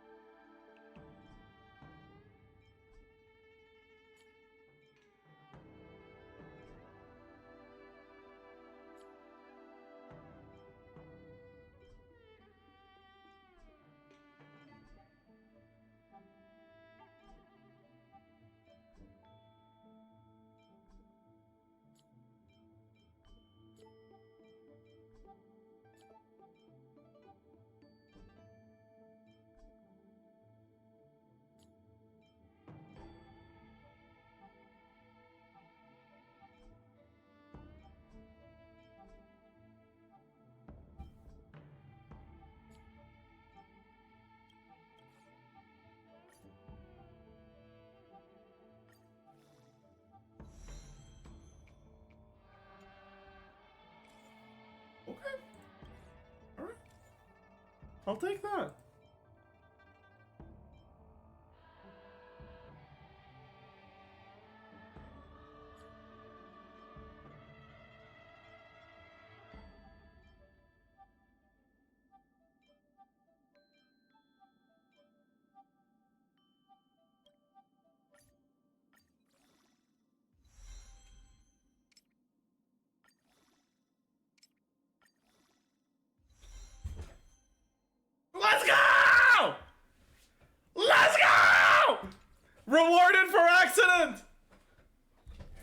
Huge. Actually huge. Massive, girthy headpiece. Holy shit, that's huge. Okay, now I can actually go for one of these that has speed substat. I don't actually have something that has that much, though. It'd just be like this. 160 speed. Not bad! Not bad!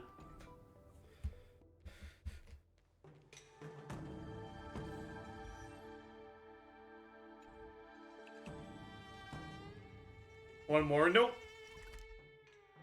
Because imagine if that was on the win set, dude. I'd be even happier.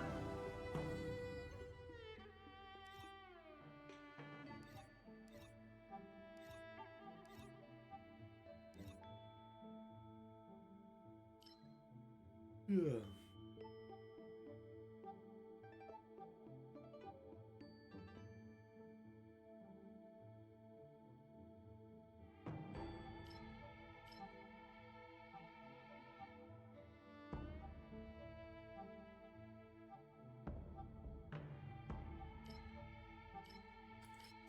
Where is... Alright. Alright. Oh yeah, I can use blade here as well. Pog. Okay. I know what I'm supposed to do now, though. Wait, actually, I'm down to use Locha. I'm down to... Actually, no, I need the crit rate. Okay, fuck. Fine. Redo this. And I think the right play is actually the normal on the first turn on Sparkle. Lend me your strength. I will dispatch. Your end approaches. I do believe so. It came together. Together as one. That paradise may be unreachable for me. Also, Savor it for me. fuck, I started without Sparkle, so we're not actually going to be able to...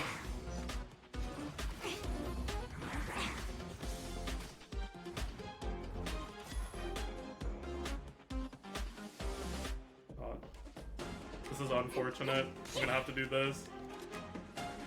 Aware. Lend me your That's strength. fine. A blade knows no mercy.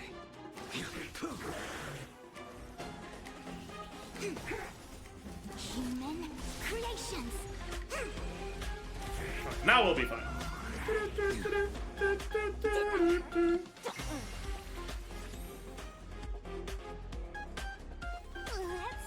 you find the answer? Phase is covering the damage. There you go. Failed to send you. Lend me your strength.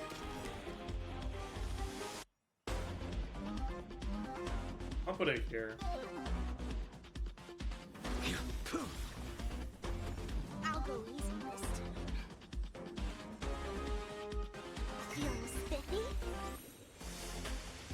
The fight is set. We've entered the storm. To guard and defend. Crush them.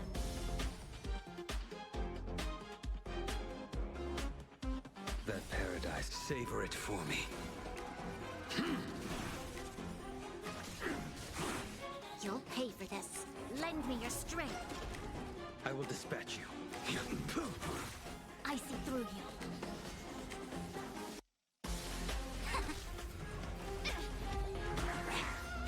Yin and yang. No matter. Why aren't you targeting Blade? Let's play for a while.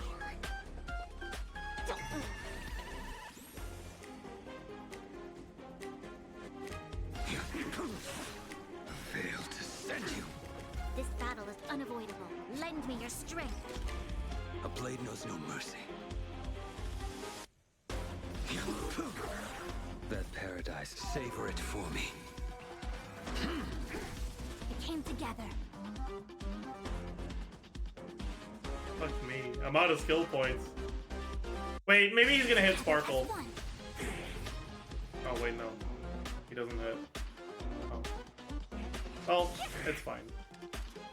Lend me your strength. It's not. Oh, what have I done? Okay, no, we're... Like, no, yeah, that's just... I don't want to talk about it.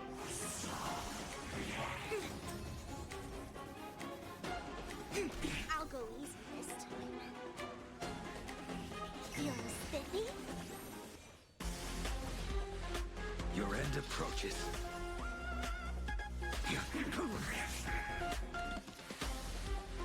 Fine, I'll do it. Can you find the answer? Lend me your Yeah, strength. I'm actually kind of running out of I will skill points, dispatch man. you. That's not very fog. I didn't even get a win set. Gosh. Yeah, it's so rough without a skill point efficient healer, or yeah, yeah. Man.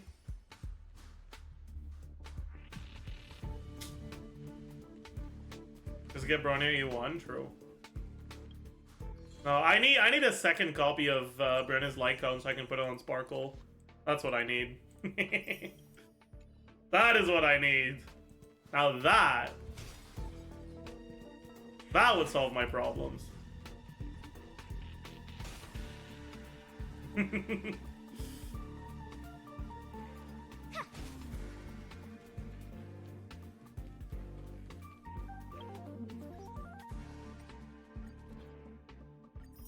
Oh.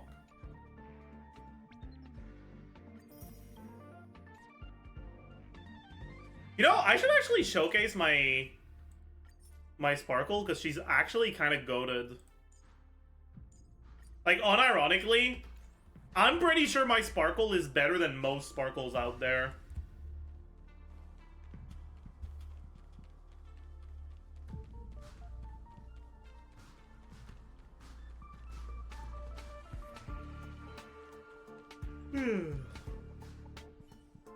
People will see low crit damage. Yeah. And they'll also see 161 speed on the win set.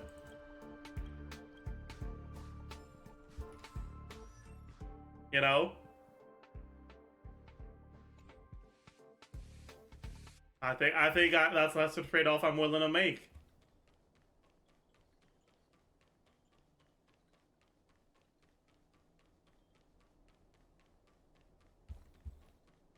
Most people think win set is shit. Most people are dumb. Okay.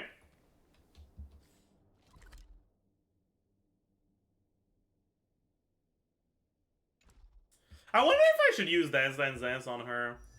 I wonder if it gets me any like important breakpoints.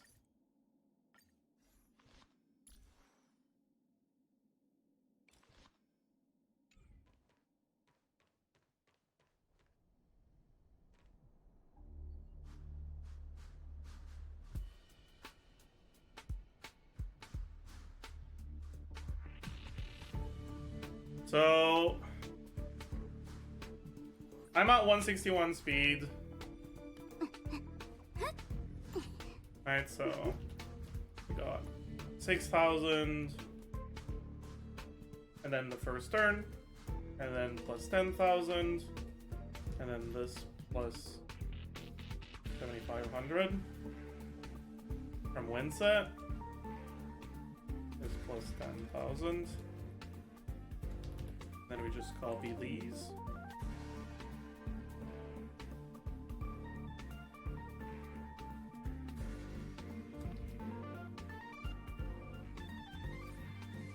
Okay. And then... Please shut up. Sorry. And then... Ooh, ah!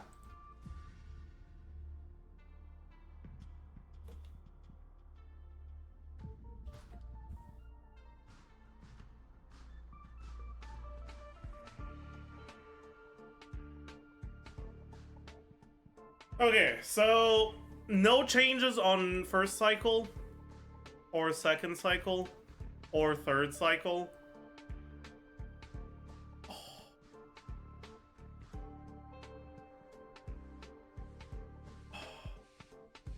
No.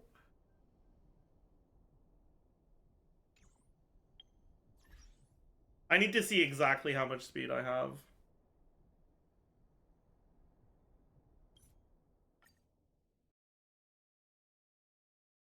That's like 2 to 3 speed. No, that is literally like 0.1 speed away.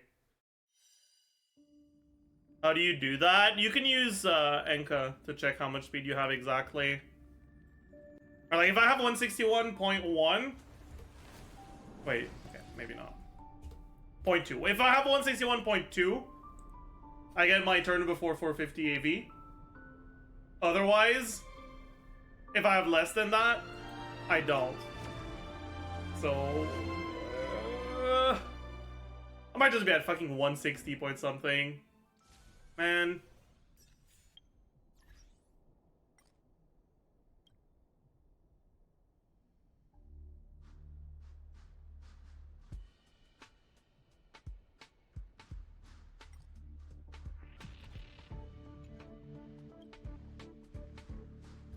Enka, network, RRail.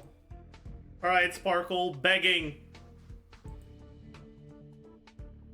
Yeah! Let's go! 161.4! Woohoo! Nice. That's actually kind of pog.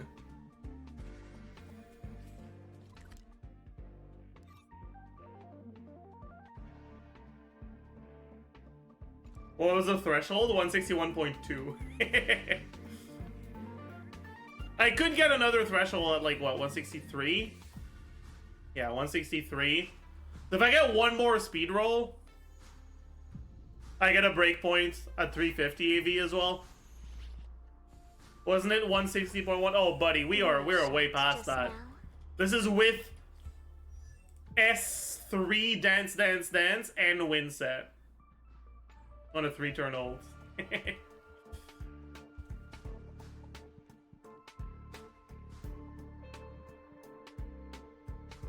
Thing is that those sparkle actions might not be what your DPS will get.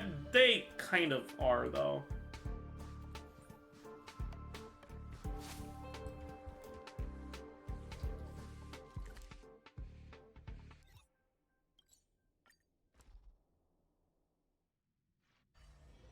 Do you want to enter the forgotten?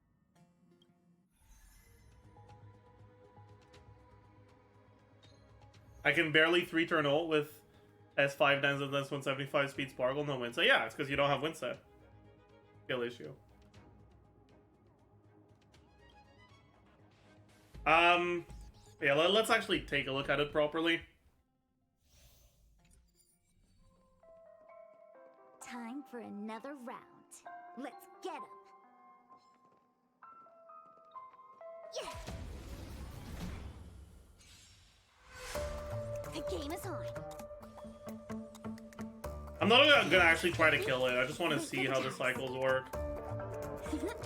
I see through you. Converge and awaken.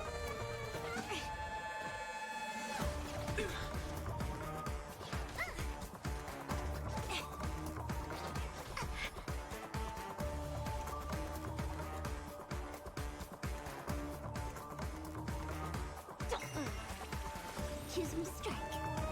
Can you find the answer? Probably shouldn't have done that, actually. I will dispatch you. Ah, it's fine. It doesn't matter.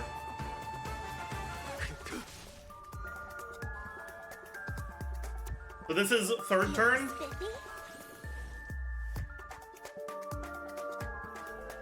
Together as one.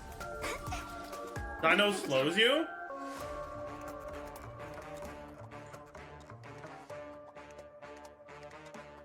Ah, shit.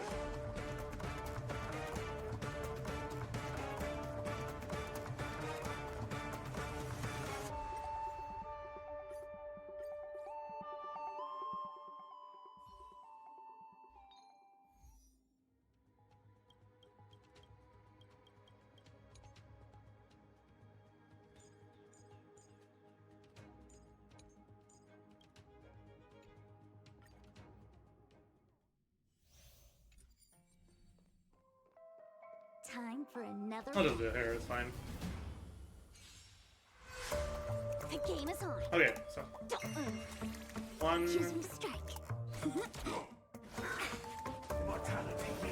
A quick divination. Converge and awaken. Let's play for a while. Feeling spiffy? for the time. Can you find the answer? 2. A blade.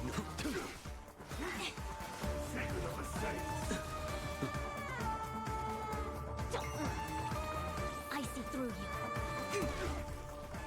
3.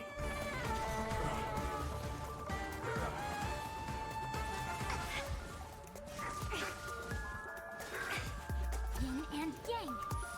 All things in human creations.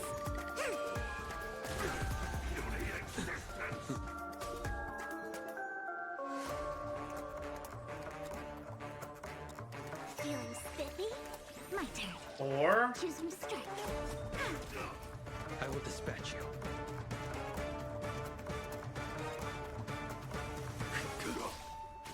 A quick divination. Together as one. I can't use ult here because it's cheating. I got the energy for ult from cheating. No matter.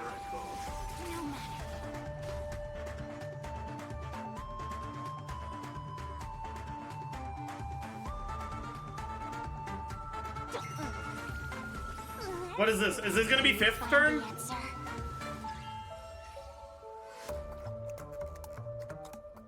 It is, right? Yeah. The 5?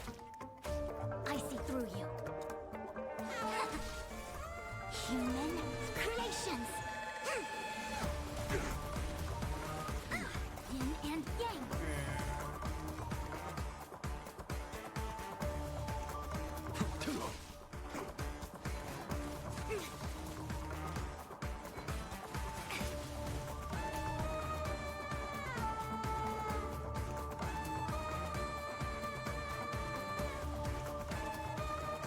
This is 6. Feeling spiffy? Wait for the tides. Immortality means forever. Converge and awaken. I'll go easy this time.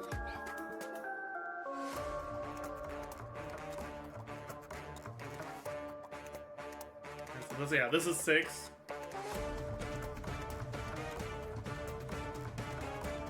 You have 10 seconds. 10, What up? 9. Choose some strike.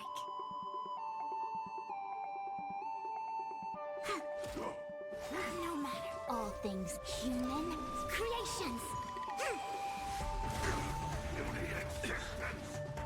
Yin and yang. A blade knows no mercy. Let's This play is for- 7. Feeling spiffy? I can ult now here, right? I'm allowed to, right? And I believe if I ult, Sparkle goes here, but right after the cycle end, because it's going to be 350, right? Because I'm at 161.4. It's going to be 353. Game is always. Let's play. Wait, no, she goes before this? Find Wait, the what? answer.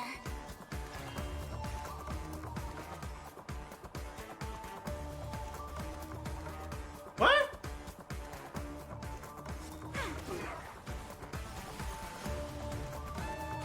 A quick divination.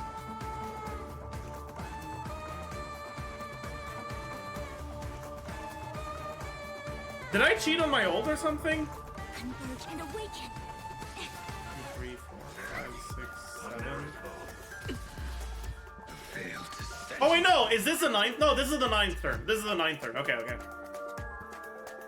And I would have needed to hold the ult a little bit. I see. I would have needed to ult after QQ action, not before. You have 10 seconds. But that's fine though, right? Just need to delay the ult by a little bit. Yeah. Okay. All right. All right. All right. All right. That is cool. I think I'm gonna leave her on dance then. DDD advances QQ. DDD advances everyone. That's what it does.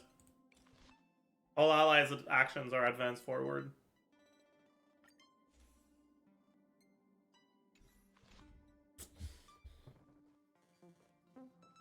Alright. I think that's gonna be it for the day. I hope you all enjoyed your stay.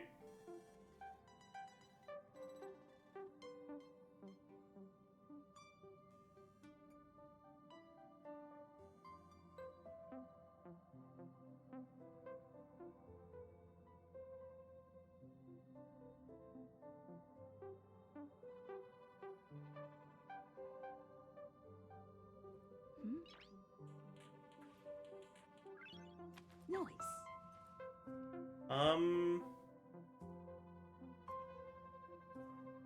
Yeah, we can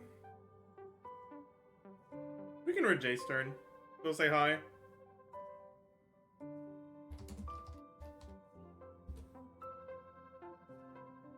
Bye-bye. We will actually do Zajef tomorrow, probably, I think. Maybe, perhaps.